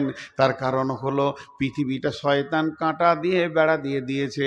একদিকে লুডু, একদিকে তাস, একদিকে জুয়া, একদিকে মদ, একদিকে সুদ, একদিকে বেশ্যা, একদিকে রান্ডি, একদিকে ফেসবুক, একদিকে ইউটিউব। সারা পৃথিবীটা যেন মুমিনের জন্য কাঁটাযুক্ত হয়ে গেছে। ইমাম বুখারী আলাইহির রাহমা গভীর রাত্রিতে তাহাজ্জুদের পর কেঁদেছিলেন, এ আমার রব, পৃথিবীটা এখন লুচ্চা লাফাঙ্গারদের জন্য প্রশস্ত হয়ে গেছে, মুমিনদের জন্য সংকীর্ণ হয়ে গেছে। মুমিন যে পা ফেলবে কাঁটা ছাড়া জায়গা দেখতে পেছে না। মাবুদ আর পৃথিবী ভালো লাগছে না, তোমার গোলামকে তোমার কাছে করে নাও। ফজরের নামাজ তাহাজ্জুদে উনি দোয়া করলেন, ফজরের পরে আল্লাহ ওনাকে নিয়ে নিলেন। বন্ধুরা আমার, তাদের দোয়া কেমন ছিল? তাই উবাই ইবনে কাব বলছেন, আমিরুল মুমিনিন দুই দিকের কাঁটা থেকে নিজেকে বাঁচিয়ে যেমন আলটা অতিক্রম করেছিলেন, মায়ের পেট থেকে কবর পর্যন্ত চারিদিকে খালি কাঁটা আর কাঁটা। এই কাঁটা থেকে নিজেকে বাঁচানোর নাম হচ্ছে আল্লাহর ভয়। আল্লাহ এই জন্য বলেছেন হুদাল্লিল মুত্তাকিন। 3 নম্বরে বলছেন আল্লাযীনা ইউমিনুনা বিল গায়বি, আল্লাযীনা ইউমিনুনা বিল গায়বি। যে লোকটা গায়েবের ওপরে ঈমান আনবে, অদৃশ্যের ওপরে ঈমান আনতে হবে। আল্লাহকে দেখলাম না, ঈমান আনতে হবে। ফেরেশতা দেখলাম না, ঈমান আনতে হবে। জাহান্নাম দেখলাম না, ঈমান আনতে হবে। জান্নাত দেখলাম না, ঈমান আনতে হবে। পুলসিরাতের খবর শুনে নিয়েছি, ঈমান আনতে হবে। আর আপনার কিনা কবরে আযাবে বিশ্বাস করতে হবে। মরার পরে একটা লম্বা জিন্দেগি আছে, তার উপরে দৃঢ় বিশ্বাস করতে হবে। গায়েবের উপরে ঈমান আনতে হবে। চোখে দেখে যেমন বিশ্বাস, চোখে দেখে যেমন বিশ্বাস, ঈমানই না দেখে যে জিনিসগুলো দেখা যাবে না মরার আগে পর্যন্ত, পশ্চিম কালেও চেষ্টা করলে আল্লাহকে দেখা যাবে না, জান্নাত জাহান্নাম দেখা যাবে না, এগুলোকে বিশ্বাস করতে হবে। নবীজি বলেন, হারিস রে তোমার ঈমানের খবর বলো। হারিস রাদিয়াল্লাহু তাআলা আনহু বলছেন, ইয়া রাসূলুল্লাহ, আমি ঈমানে 100-তে 100 প্ল্যাটফর্মে দাঁড়িয়ে আছি। ইয়া রাসূলুল্লাহ, আমার ঈমান 1 ইঞ্চি কমেনি, আমি 100-তে 100 ঈমানদার। নবীজি বলছেন, হারিস তোমার দাবি অনেক মজবুত, তুমি 100-তে 100 ঈমানদার। তা কেন তুমি ঈমানদার বলো তো? তুমি নিজেকে এত কনফিডেন্স রেখেছো কেন? নিজের ওপরে এত আত্মবিশ্বাস কেন? তুমি একবার বলো। হযরত হারিস বলছেন, রাসূলুল্লাহ তাহলে শুনেন, আমি যখন ফজরের নামাজ পড়েছি, তেলাওয়াত করেছি, জিকির করেছি, তারপর থেকে আমার মনটা উদাস। উদাস তো উদাস আমার মন, আমার বিবেক, আমার ব্রেন দুটি কাজ করেছে ফজর থেকে সন্ধ্যা পর্যন্ত। বলে কি কাজ? 1 নম্বর হলো, আপনি যেমন করে জাহান্নামের বর্ণনা আপনার জবান দিয়ে যেমন যেমন যেমন যেমন শুনেছি, আল্লাহর কালাম পাক জাহান্নামের বর্ণনা যেমন যেমন যেমন যেমন দিয়েছে, আমার মনে হচ্ছে, আমার ধ্যান ধারণা বিবেক বলছে, 2 চোখে যেন আমি জাহান্নামকে দেখতে পেয়েছি। সব সময় যেন জাহান্নামের আগুন একে অপরে ছেঁড়াছিঁড়ি করছে, জাহান্নামীরা আর্তনাদ করছে, তাদেরকে ইল্লা হামিমা ওয়া গাসসাকা, পিচ গরম পানির রক্ত খাওয়ানো হচ্ছে, জাক্কুম জারিয়া ঘাস খাওয়ানো হচ্ছে। আর জাহান্নামীদের অবস্থাগুলো আমি দেখে থরথর করে কাঁপছি। পক্ষান্তরে আপনি যেমন যেমন যেমন যেমন যেমন যেমন যেমন যেমন জান্নাতের কথা বলেছেন, যেমন যেমন আল্লাহ জান্নাতের কথা বলেছে, জান্নাতের আঙ্গুরে থোকার কলাগুলো যেন আমি দেখতে পেয়েছি। সেখানে সারি সারিবদ্ধভাবে মাছ ঘুরে বেড়াচ্ছে, আর নিয়ামত জান্নাতীরা যেন ভোগ করছে। এই অবস্থা যেন আমি চোখ দিয়ে দেখতে পেয়েছি। মনে হচ্ছে আমার আর্তনাদ আমার কানে আসছে, আনন্দ উৎফুল্ল আমার কানে আসছে। আমার চোখ কান এতটুকু ভুল করেনি, আপনার জবান আর আল্লাহর কালাম পাকের সঙ্গে মিলে গেছে। এইভাবে আমার সকাল গেল, এই অবস্থায় আমার জোহর গেল, এই অবস্থায় আমার সন্ধ্যা হতে চলেছে। আমার নবী বললেন, হারিস রে তুমি কামিল ঈমানে আছো, তোমার ঈমানের দাবিটা সত্য আছে। কারণ একটা মুমিন 24 ঘন্টার মধ্যে একবারও জাহান্নাম আর জান্নাতের চিন্তা করবে। তাহলে আল্লাহ তাবারাক ওয়া তাআলা বলছেন, আল্লাযীনা ইউমিনুনা বিল গায়বি, যেগুলো দেখা যায় না তার উপরে বিশ্বাস করতে হবে। ওই বিশ্বাসটা যখন হয়ে যাবে, যার বিশ্বাস আছে ওই লোকটাকে 2 জায়গায় খুঁজে পাওয়া যাবে। ওকে আর পৃথিবীর কোনো জায়গায় পাওয়া যাবে না। এক নম্বর হলো আল্লাযীনা ইয়ুকিমুনাস সালাতা, ওকে নামাজের কাতারে পাওয়া যাবে, নামাজের কাতারে পাওয়া যাবে। এই লোকটা বেঈমান, এই লোকটা ঈমানদার। আমি জানি না, ঈমান তো ভিতরের ব্যাপার, দেখা যায় না। তবে যদি কোনো লোক আজান শোনার পর মসজিদে যায়, তার ব্যাপারে ঈমানের সাক্ষী দেওয়া যাবে লোকটা ঈমানদার। তারপরে যদি গুনাহগার গুনাহ করে তাহলে ঈমানদার লোক গুনাহ করেছে বলা যাবে, কিন্তু বেঈমান বলা যাবে না। আজান শোনার পর যদি কোনো লোক মসজিদে না যায়, সে নিশ্চয়ই বেঈমান, এ ব্যাপারে কোনো সন্দেহ নাই। আল্লাহ বলছেন ওই লোকেরা যারা আমাকে গায়েবের ওপরে বিশ্বাস করে নিয়েছে, ওদেরকে দুই জায়গায় পাওয়া যাবে। আল্লাযীনা ইয়ুকিমুনাস সালাতা, নামাজের কাতারে পাওয়া যাবে। ওয়া মিম্মা রাযাকনাহুম ইউনফিকুন, যেখানে দিনকে বাঁচানোর জন্য দান করা হবে, ওই জায়গায় লোকটার হাত পাওয়া যাবে। একদিকে নামাজ পড়বে, একদিকে দান করবে। নামাজ পড়বে, জি হ্যাঁ, আজান হলেও নামাজের কাতারে হাজির হবে। এটা এমনি দুনিয়াবি ঘটনা বলছি। সেই আরবের লোক এসেছিল কেরলে, তো ওকে একটা ভিজিটিং কার্ড দিয়ে গেছে ওই ওর দোকানের, যে যদি কোনোদিন হজ উমরা করতে যাও, মদিনা যাও, তো দেখা করবে। তো বাইদি ভাই ও 1-2 বছর পর চলে গেছে মদিনায়। তোর মনটা খুশি কত যে লোকটার সাথে দেখতে পাবো। কেরল এসেছিল, এখানে হয়তো চিকিৎসা করতে এসে ওর সঙ্গে সময় কাটিয়েছে অনেক। তো মনে মনে করছে এইবার লোকটাকে পাবো। তোর বাড়িতে গিয়েছে, তো বাড়িতে ঘরের যে গার্ড আছে, কাজ মাজ করে, বড় লোক মানুষ, উর্দু ভাষী। ও বলেছে ঘর মে নেই হ্যাঁ, দোকান মে হ্যাঁ। তো দোকানে গেছে, তো দোকানে দুটো কর্মচারী বসে আছে। ওরা বলছে দোকান মে নেই হ্যাঁ, মাকান মে হ্যাঁ। তো দোকান মাকান, মাকান দোকান, মানে ওরাও লোকটা খুঁজে পেয়েছে না। ঘুরতে ঘুরতে ক্লান্ত হয়ে গেছে। তো জোহরে আজান হচ্ছে মসজিদে নববীতে। তো বলছে আর খুঁজে যখন পেলাম না, তো নামাজ রোজাটা করি, উমরা করতে এসেছি। তো নামাজের কাতারে দাঁড়াবে, সুন্নত পড়বে, দেখছি ওই লোকটা সামনেই। তো জানটা বড় হলো, যাক পেয়ে গেছি। নামাজ শেষ হলো, দেখা হলো। মদিনাওয়ালারা খুব মেহমানদারি করে, ওকে ধরে নিয়ে যে হোটেলে কি খাবেন, এ খান ওই খান। খুব গল্প করতে করতে মাঝে বলছে যে ভাই রে, এই মরুভূমির রাস্তায়, বালি রাস্তায় হেঁটে ক্লান্ত হয়ে গেলাম, দোকান যেছি। তো বলছে মাকানে যা, মাকান যেছি। তো বলছে দোকানে যা, খুঁজে পেয়েছি না। মদিনার লোকটা কি উত্তর দিয়েছি জানেন? এটা তো আপনার ভুল, দোকান মাকানে খুঁজবেন কেন? দোকান মাকান কি মুমিনের খোঁজার জায়গা? ভাইরা আমার, মুমিনকে যদি খুঁজতে হয় একটা সহজ রাস্তা, সেটা হলো মসজিদের গেটে দাঁড়িয়ে থাকো। আজান হলে মুমিন যেখানেই আছে মসজিদে ঢুকবি। মুমিন কোনোদিন মসজিদ ছাড়া থাকতে পারবে না।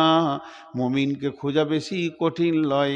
রঘুপুর এসছি, নাম আব্দুস সালাম, আবুল কালাম, হজরতে আলী, আর কিছু নাম হোসেন, আর কিছু নাম জমিরুল, ফকিরুল, সুন্দর নাম রাখা হয়েছে মুসলমান। তাহলে ওকে খোঁজ করব।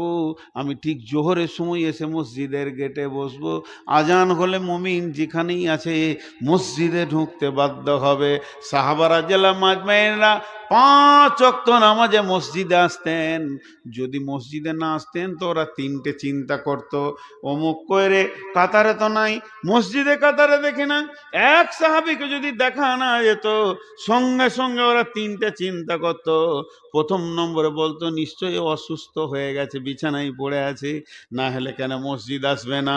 2 নম্বরে বলতো না, তা যদি না হয় বিদেশে সফরে চলে গেছে, কোনো ব্যবসা বাণিজ্যে তার জন্যে নেই, তাহলে দুটোই হলো ভালো।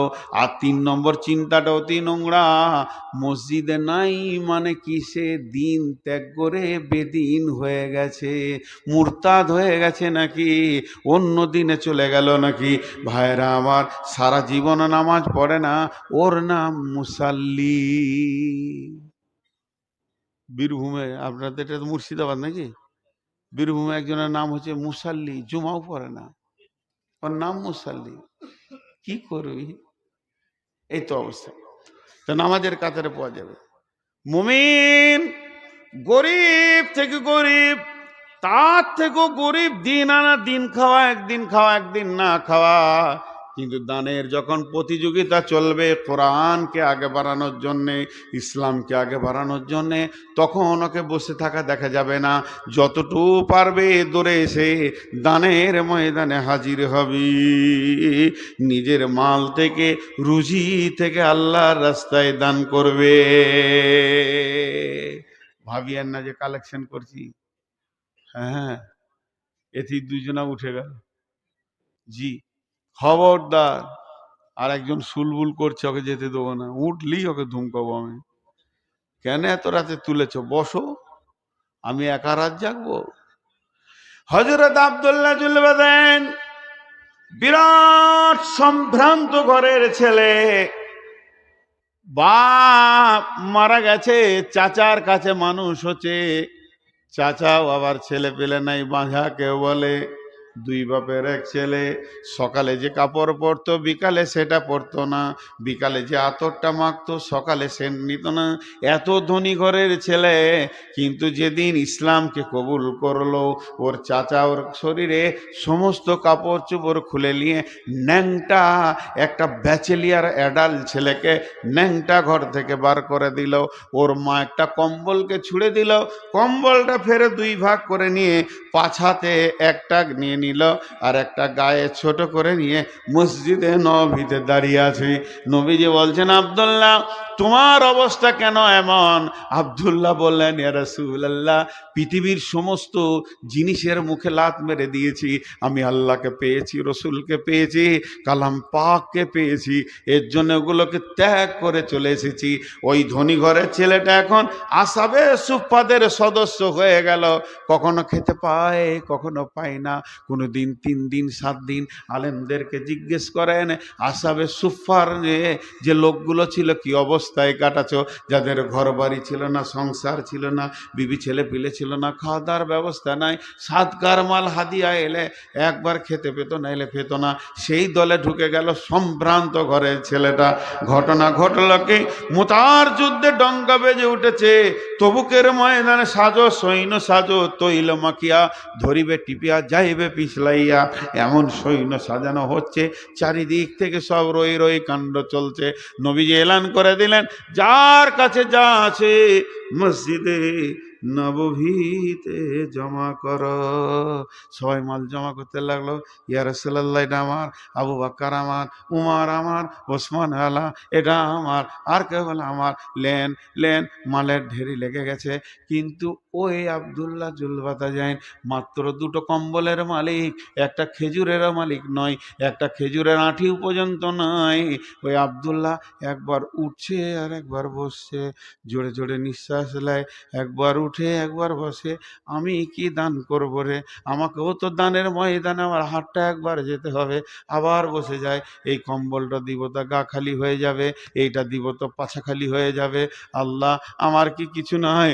আজকে আমি একটা মুমিন হিসেবে কি তোমার দানের ময়দানে আমার হাতটা দিতে পারবো না? অনেকক্ষণ থাকার পর মাথাটা নামো করে ধীরে ধীরে রসুলের কাছে গিয়ে দাঁড়ালেন। নবীজি খালি কথা বলেছেন, বেশি লম্বা নয়, ছোট্ট করে, আব্দুল্লাহ তুমি।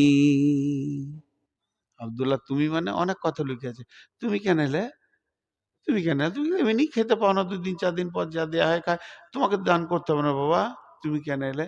আব্দুল্লাহ চোখের, যখনই নবী বলেছেন আব্দুল্লাহ তুমি, তখন আব্দুল্লাহ মাথা নাম করে বলছি, ইয়া রাসূলুল্লাহ, আমি অনেকক্ষণ থেকে চেষ্টা করেছি, এই দানের ময়দানে আমি একটা খেজুর পেলেও দিতাম, খেজুরে আঁটিও নাই, আমার নিজের মাল বলতে কিছুই নাই, কি দিব কি দিব কি দিব করে ভেবে চিনতে পেরেছি না। শেষকালে একটা জিনিস আমি পেয়েছি, এটা আমি দিতে চাই, যদি আপনি গ্রহণ করে নিতেন তো আমি খুশি হতাম। নবীজি বললেন কি? আব্দুল্লাহ বললেন, ইয়া রাসূলুল্লাহ, আমাকে আল্লাহ একটা প্রাণ দিয়েছে, এই যুদ্ধে আমি প্রাণটা দিয়ে শহীদ হতে চাই, আপনি আমাকে কবুল করে নেন। যুদ্ধের জন্যে আমার মাল নাই, তো আমি জানটা দিয়েও শরিক হয়ে যাব। নবীজি বললেন কবুল। ওই আব্দুল্লাহ চলে গেলেন যুদ্ধে। বিশ্ব নবী দোয়া দিলেন। আব্দুল্লাহ যখন বিদায় নিচ্ছেন, আল্লাহ নবী বলেন, আল্লাহ আমার আব্দুল্লাহ রক্তকে কাফেরের জন্য হারাম করে দিলাম। আব্দুল্লাহ চিৎকার মেরে কেঁদে উঠলেন, ইয়া রাসূলুল্লাহ, এটা তো আমার মন চাইনি, আপনার দোয়া তো কবুল হয়ে যাবে, আর আমি শহীদ হতে পারবো না।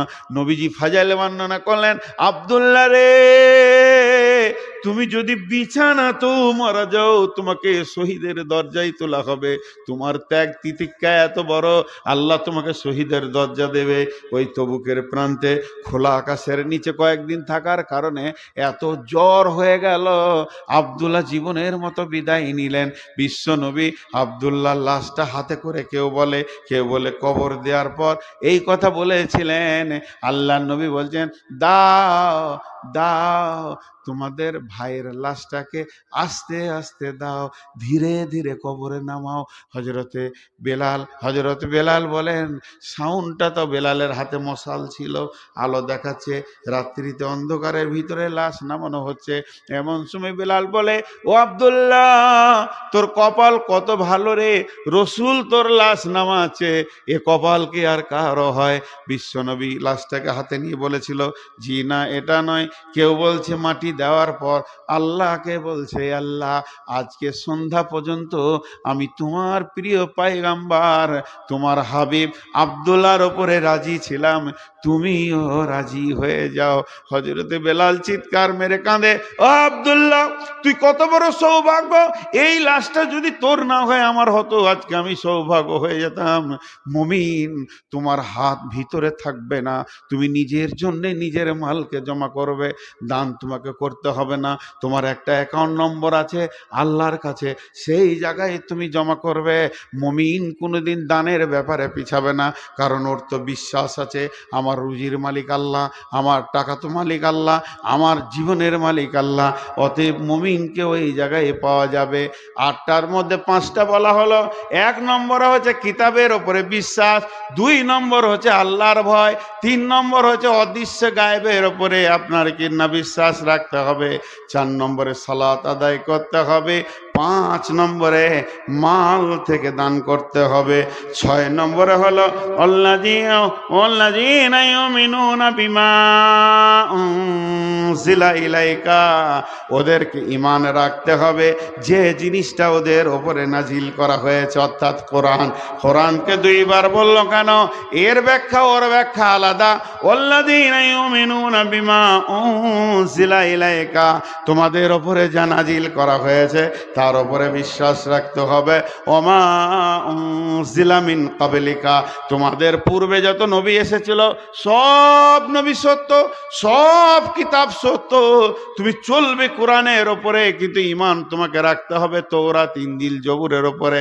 আসমান থেকে 125-এর অধিক কিতাব এসেছে, সেই কিতাবগুলোর ওপরে বিশ্বাস রাখতে হবে, সেই নবীগুলোর ওপরে বিশ্বাস রাখতে হবে, কোরআনের ওপরে বিশ্বাস, ওই ওপরে বিশ্বাস, পরের কিতাবের ওপরে বিশ্বাস। আর 8 নম্বরে হচ্ছে ওয়াবিল আখিরাতি হুম ইউকিনুন, ওয়াবিল আখিরাতি হুম ইউকিনুন, ওয়াবিল আখিরাতি হুম ইউকিনুন, আখিরাতের ওপরে দৃঢ় বিশ্বাস রাখতে হবে। একটা কথা জিজ্ঞেস করছি, যে কটা লোকই আছেন আপনারা, আমার জিভ খুব শুকিয়ে যাচ্ছে, আর 10 মিনিট দেন, আয়টা পুরো কমপ্লিট হয়ে যাবে। কিন্তু একটা কথা জিজ্ঞেস করছি, কিয়ামত আখিরাত কথাটা বুঝেন? দুটো ভাষা বলছি, কিয়ামত আখিরাত, দুটো শব্দ বললাম, দুটা কি এক না দুটা দুই? কথা বলে না, মুখ খুলে না, এতগুলো লোক। কিয়ামত আখিরাত কি এক না দুই? কেউ বলছে আলাদা, কেউ বলছে এক, আর যারা মুখ খুলছে না ওরা বলছে দেখি লিগা, মুখ খুলি না। জি একটাই না? জি বাপ, দুটা আলাদা আলাদা আলাদা। একটা উদাহরণ দিলে বুঝতে পারবেন। একটা লোক চুরি করে ধরা পড়েছে, একটা লোক মারামারি করে পুলিশে ধরেছে, দিয়ে নিয়ে গেছে, যে কাঠগোড়ায় তোলা হয়েছে। কাঠগোড়া বুঝছেন তো, কোর্টের কাঠগোড়া? আরে হ্যাঁ না, বলে না? কাঠগোড়ায় তোলা হয়েছে। এটা হচ্ছে কেয়ামত, যতক্ষণ বিচার চলবে। আর যখন ফাইসালা হয়ে গেল, বেকসুর খালাস কিংবা জেল, ওইটা হলো আখেরাত। যতক্ষণ বিচার চলবে, বিচারের দিনটা কিয়ামত, আর বিচারের পর যে ভোগটা আসবে জান্নাত জাহান্নাম, ওইটা হলো আখেরাত। বুঝতে পারছেন কি না? আর আখেরাতে বিচার নাই, আখেরাতটা হলো ভোগ। তাহলে আল্লাহ বলছেন ওয়াবিল আখিরাতি হুম ইউকিনুন। ওদের আখেরাতের উপরে, জান্নাত জাহান্নামের উপরে দৃঢ় বিশ্বাস থাকবে। চোখে দেখা জিনিস যেমন বিশ্বাস, তার থেকেও দামি বিশ্বাস থাকবে। মুমিন বলবে আমার চোখ ভুল দেখতে পারে, কিন্তু আমার নবী ভুল বলেননি। কখনো ভুলবশত খালুকে বাপ বলে দিয়েছি, কখনো ভুলবশত মাকে খালার মতো লেগে গেছে, খালাকে মায়ের মতো মনে হয়েছে। তার কারণ আমি চোখে এটা ভুল দেখে ফেলেছি, এটা আমার দ্বারা হয়ে যেতে পারে। কিন্তু আমার আল্লাহ যে খবর দিয়েছে, নবী যে খবর দিয়েছে, এর মধ্যে ভুলের লেশ মাত্র নাই। ওয়াবিল আখিরাতি হুম ইউকিনুন। জি, আখিরাতের কত বিশ্বাস ছিল তাদের, সাহাবা রাদিয়াল্লাহু আজমাইনদের কত বিশ্বাস ছিল যে তারা ডুকরে ডুকরে কাঁদতো। জি, হযরত উমর বিখ্যাত মানুষ, মানুষের ডিগ্রি গুলো শুনে নেন। হযরত উমরের একটা নাম ছিল, সাহাবীরা বলতেন মাওফাকুল ওয়াহি। হযরত উমরকে মাওফাকুল ওয়াহি বলা হতো। সাহাবীরা আদর করে বলতেন মাওফাকুল ওয়াহি। কেন? হযরত উমর এমন কথা বলেছে, আল্লাহ কোরআনে ওহী নাজিল করে দিয়েছেন। কোরআনের কয়েকটি আয়াত উমরের জবান দিয়ে বের হয়েছে, আর আল্লাহ নাজিল করে দিয়েছেন। এর জন্য ওকে মাওফাকুল ওহী বলা হতো। মেয়েদেরকে যে পর্দায় ভরতে হবে, এই পর্দার ব্যাপারে উমরের সূচনা ছিল। উমর চেয়েছিলেন যে পর্দা হয়ে যাক। কেন? উমর দেখছিলেন রসুলের ঘরে সাহাবীরা ঢুকছে বেরুচ্ছে, উমরকে ভালো লাগেনি। উমর বললেন আল্লাহ, পর্দা হলে কত ভালো হতো, রসুলের ঘর থেকে সব দূরে সরে থাকতো, নবীর বিবিদের সাথে দেখা সাক্ষাৎ হয়ে যেছে লোকের। উমরের মনের কামনার ভিতরে সঙ্গে সঙ্গে পর্দার আয়াত নাজিল হলো। ঠিক ওই রকম বাইতুল মুকাদ্দাসটা ছিল আমাদের কেবলা, ওই দিকে দাঁড়িয়ে আগে নামাজ হতো। কিন্তু আল্লাহ যখন ওটাকে বাতিল ঘোষণা করে দিল, কাবাটাকে কেবলা করে দিল, আসরের নামাজে রুকু অবস্থায় ঘুরে গেল আল্লাহ রসুল, কাবাটা কেবলা হয়ে গেল।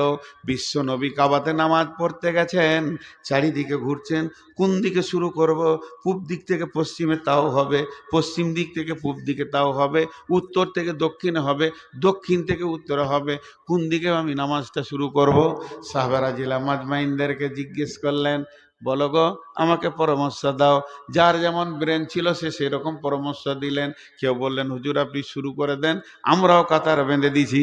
কিন্তু নবীজি উমারকে বললেন, উমার উমার তোমার মন কি বলছে তুমি বলো। উমার বললেন, ইয়া রাসূলুল্লাহ আমাকে একটু সময় লাগবে।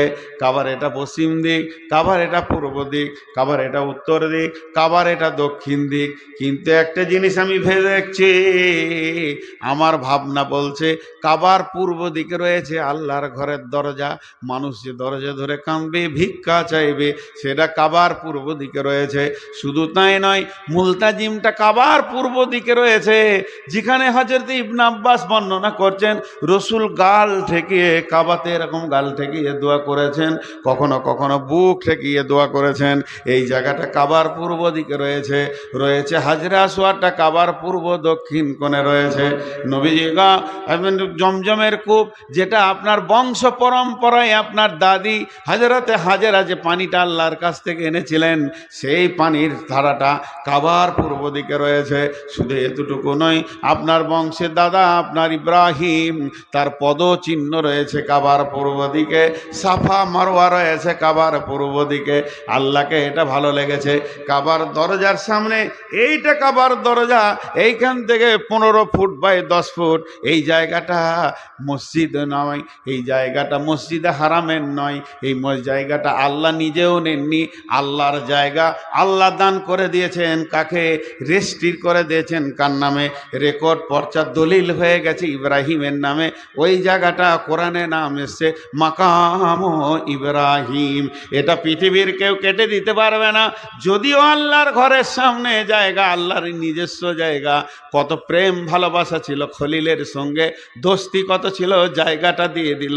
আল্লাহ চাইছে আমার জায়গা, আমার বন্ধুর জায়গা পাশে পাশে লেগে থাকে। তাহলে ইব্রাহিমের কোরবানি কত? আল্লাহর ঘরের দরজার সামনে জায়গা।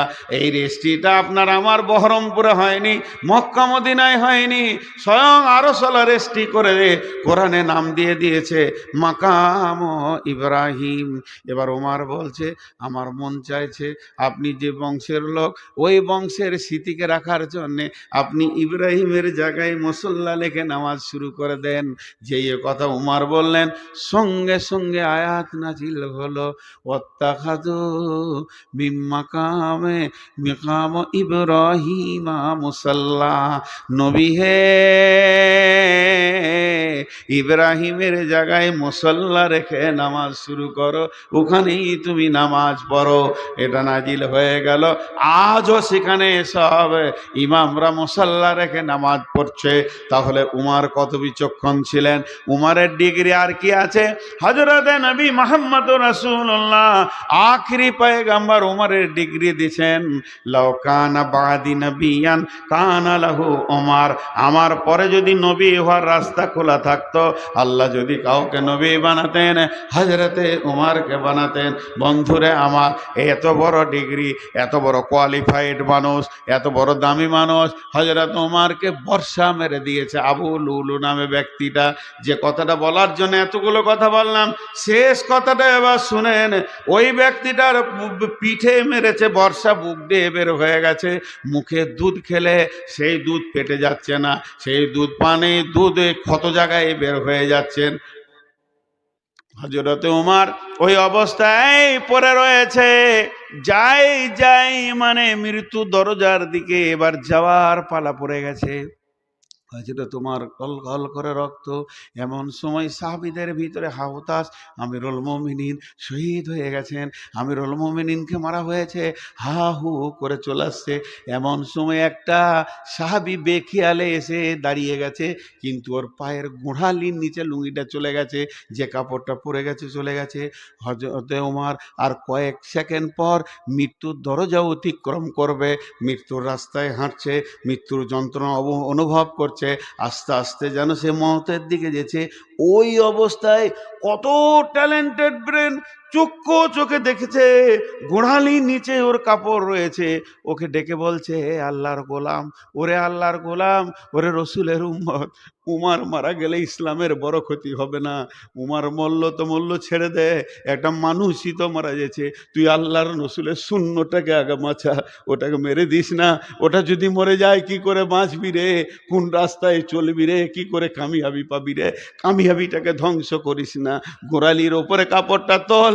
আমি মরে গেছে এটা না হাউতাস করার দরকার নাই, তার থেকে বড় জিনিস মরে যেতে রসুলের সুন্নত। হে মুসলমান, পা দুটে ধরে বলছি, যুবক রে, তোদেরকে বাপ বলছি রে বেটা, তোদের পাগুলো ধরে বলছি, একবার দেখবি ফুল প্যান্টটা কোথা আছে।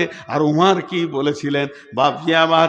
এই অবস্থায় উমর গল করে রক্ত বের হচ্ছে। উমরের বেটা বিচক্ষণ ব্রেন নিয়ে বাপকে সান্ত্বনা দিতে দিতে বলছে, আব্বা আপনারা রসুলের সাহাবী, আপনার নামের পাশে আছে রাদিয়াল্লাহু আনহু, আপনি এত হতাশা হচ্ছেন কেন? আপনি আখিরাতের ব্যাপারে মনে হচ্ছে ভয় খেয়ে গেছেন, আপনি তো যাচ্ছেন আল্লাহর মুলাকাতে, তবে কেন এত ভয় খাচ্ছেন? আব্বা, আপনাকে তো বীর হয়ে তরি সৈনিক হয়ে থাকা দরকার। যেমন অবস্থায় বলছে, বেটা তুই তোর বাপকে চিনিছিস? তোর বাপ খলিফা, তোর বাপ হলো একটা ইসলাম জাহানের দ্বিতীয় খলিফা। তোর বাপের পাপের ব্যাপারে তোর তো খবর নাই। তোর বাপ যে কত জঘন্য, তোর বাপ যে কত নিকৃষ্ট, তোর বাপ যে কত নিকৃষ্ট মানের মানুষ তুই জানিস? আমার হাতের তলোয়ার রসুলের গর্দন আনতে গেছে। বাপ, সেইগুলো সব মনে পড়ছে রে। আজকে আমি বিদায়ের প্যাককালে আমি কি পাপের ঢেরি করে রেখেছি। অতএব শুনেলে আমি তো জানছি আমি মওতকে ভয় করি না রে বাবা। মওতকে গলায় লাগিলব সাদরে, কিন্তু মওতের পর আখেরাতে ওয়াবিল আখিরাতি হুম ইউনকিনুন, যে আখেরাতের মালিক বসে আছে তার সামনে কেমন করে দাঁড়াবো? আমি মওতের এই কয় সেকেন্ড আগে আমার আমল নামা দিকে তাকিয়ে দেখছি আমার ব্যাগে মওতের একটু সামান নাই, শুধু গানার ঢেরি, শুধু গুনার ঢেরি রয়েছে বাবা। তবে একটা কাজ কর, তোর জায়গা মাথাটা রাখিস না, মাথাটা নিচে নামিয়ে দে, আমি একটু মাটিতে মাথাটা নগড়িয়ে নিই মরার আগে। যদি আমার আল্লাহ এই দৃশ্য দেখে আমাকে মাফ করে দেয়, আমাকে যদি ক্ষমা করে দেয়, বেটা আমি ওই অবস্থায় আল্লাহর সঙ্গে মোলাকাত করব, মুখে নাকে মাটি লেগে। বেটা রে, তোকে একটা কথা বলছি, আম্মা জান আয়েশার কাছে যা, গিয়ে জিজ্ঞেস কর সালাম দিয়ে, উম্মুল মুমিনিন আম্মা জান আয়েশাকে গিয়ে বলবি আদবের সঙ্গে, আম্মা জান আমার আব্বা তার দুই বন্ধুর পাশে শুতে চাইছে। মানে আম্মা জান আয়েশার ঘরে রসুলের কবর, তার পাশে আবু বাকারের কবর, তাহলে রসুল তো হলো আয়েশার স্বামী, আর আবু বাকার হলো আয়েশার বাপ। বাপকে আর স্বামীকে কবরে রেখেছে নিজের ঘরে। আমি তোর নিজের বাপও নই, আমি তোর অন্য কেউ নই, আমার সঙ্গে পর্দা, তবে কি আমাকে ওইখানে জায়গা দিবে? আমি দুই বন্ধুর পাশে কিয়ামত পর্যন্ত শুয়ে থাকতে চাই। একবার জিজ্ঞেস করে আয়। জিজ্ঞেস করতে গেল বেটা বিচক্ষণ, যেমন বাপ তেমনি বেটা, গিয়ে আম্মা জান আয়েশাকে জিজ্ঞেস করলেন, উম্মুল মুমিনিন আয়েশা, আমার আব্বা তার দুই বন্ধুর পাশে কিয়ামত পর্যন্ত থাকতে চাইছে। আম্মা জান আয়েশা একটু চিপ থেকে বলছে, এটা চলবে, কারণ আমি আয়েশার থেকে উমারের ইসলামের অবদান বেশি আছে। উমার তার রসুলের কাছে শোয়ার শখ রাখে, চেয়েছে আমি জায়গা দিয়ে দিব, আমার ঘরে যাও বলো গা। উমারের বেটা এসে বলছে, আব্বা খুশি সংবাদ, আপনাকে পারমিশন দিয়ে দিয়েছে। তারপরও উমার বলছে, বেটা আমি বেঁচে আছি তার জন্য পারমিশন দিয়েছে। আমাকে গোরের কাফনে যখন সাজিয়ে নিয়ে যাবে, খাটটাকে নিয়ে যাওয়ার পর আর একবার খাট নামিয়ে জিজ্ঞেস করে নিবি, যদি না বলে তো সাধারণ গোরস্থানে দিয়ে দিবি, হ্যাঁ বললে ওখানে দাফন করবি। এই বিচক্ষণ লোকগুলো আখিরাতের ব্যাপারে কত ভীত সন্ত্রস্ত।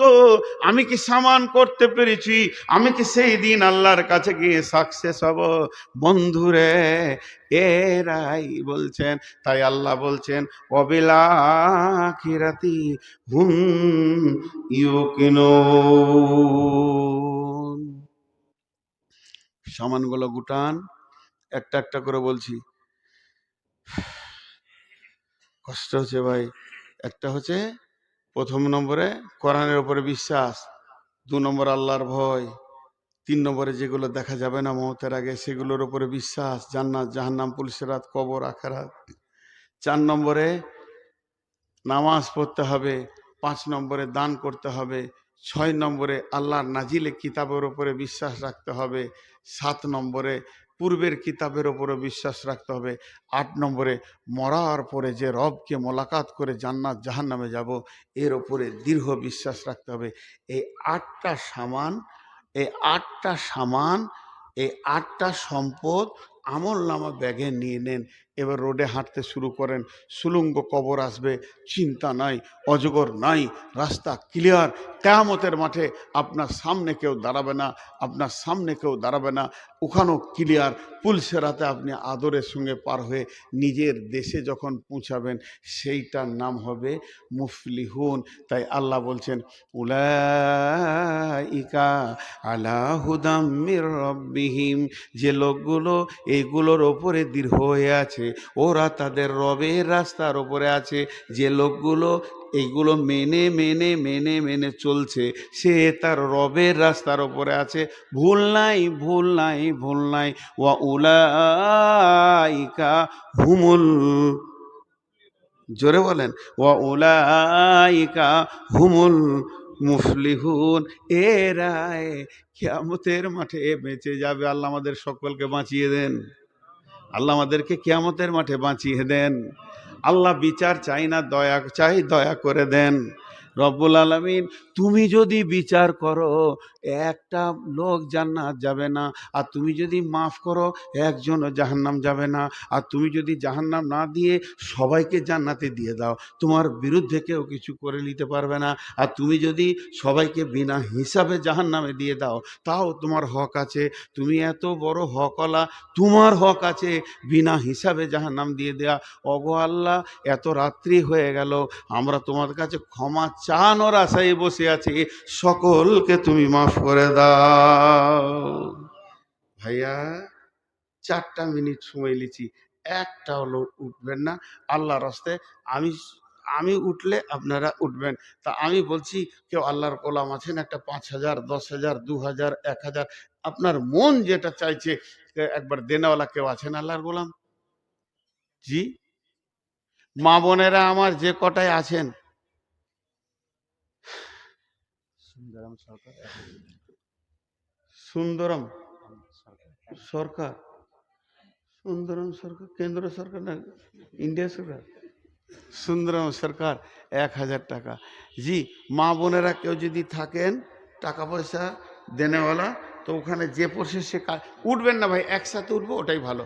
আমি তো 4 মিনিট নিয়েছি, 4-5 মিনিট। আছেন কেউ আর মা বোনেরা? মা বোনেরা তো কি আর দিবে, সারা জীবন চুরি করা টাকা, ব্যবসা বাণিজ্য করে না, পকেট মারা টাকা আর কত দিবে? অধি মেলাই দিলে। কি সুন্দর জীবন বলেন দিকিন। ঘর নাই, স্বামীর ঘর নাই, বাপের ঘর নেই, বেটার ঘরেই থাকে। জীবনে ঘর নেই এদের, নারীদের ঘর নেই। বলো নারী তোমার কোনটা বাড়ি? বাপের বাড়ি, শ্বশুর বাড়ি, নারী তোমার স্বামীর বাড়ি। বলো নারী তোমার কোনটা বাড়ি? ওদের বাড়ি নাই, বিনা ঘরে। টাকা পয়সা ইনকাম করার দরকার নেই, খালি পকেট মারবে, চলে গেছে, জীবনও চলে গেছে। বলেন কি সুন্দর জীবন আল্লাহ দিয়েছে। আবার পকেট মারাটা জায়েজ আছে, আল্লাহ রসুল জায়েজ করে দিলেন। আবু সুফিয়ান ছিল হারকিপটে, আর আবু সুফিয়ানের বিবি ছিল হিন্দা। তাহলে আবু সুফিয়ান হচ্ছে রসুলের চাচাতো ভাই, হিন্দা হলো রসুলের ভাবি। তো হিন্দা যে বলছে, ভাই মোহাম্মদ, তোমার ভাই বড় হারকিপটে মাল ভাই, কিছু কিনে না। তো বলছে, ভাবি অত ভাবতে হবে না, চুরি করে চালিয়ে যাও। হারকিপটিদের কোনো ট্যাবলেট নেই যে খাইয়ে দিবেন ও তারপর থেকে দান খয়রাত করবে। ওদের ওটা মরা পর্যন্ত অবস্থা। তো বাস চুরি করা যায় হলো। আবার স্বামীকে মিথ্যা কথা বলা যায় খুশি করার লেগে। চুরি করার পর যদি ধরা পড়ে তো বলবো, আল্লাহর কসম আমি লি নেই গো, অন্য কেউ লিয়েছে, দেখো গা, হয়ে গেল, রাস্তা ক্লিয়ার। এ চোর ধরা খুব মুশকিল। কে আছেন ভাই? আর মা বোনেরা তো যা ছিল দিয়ে দিয়েছে, আর কিছু নাই।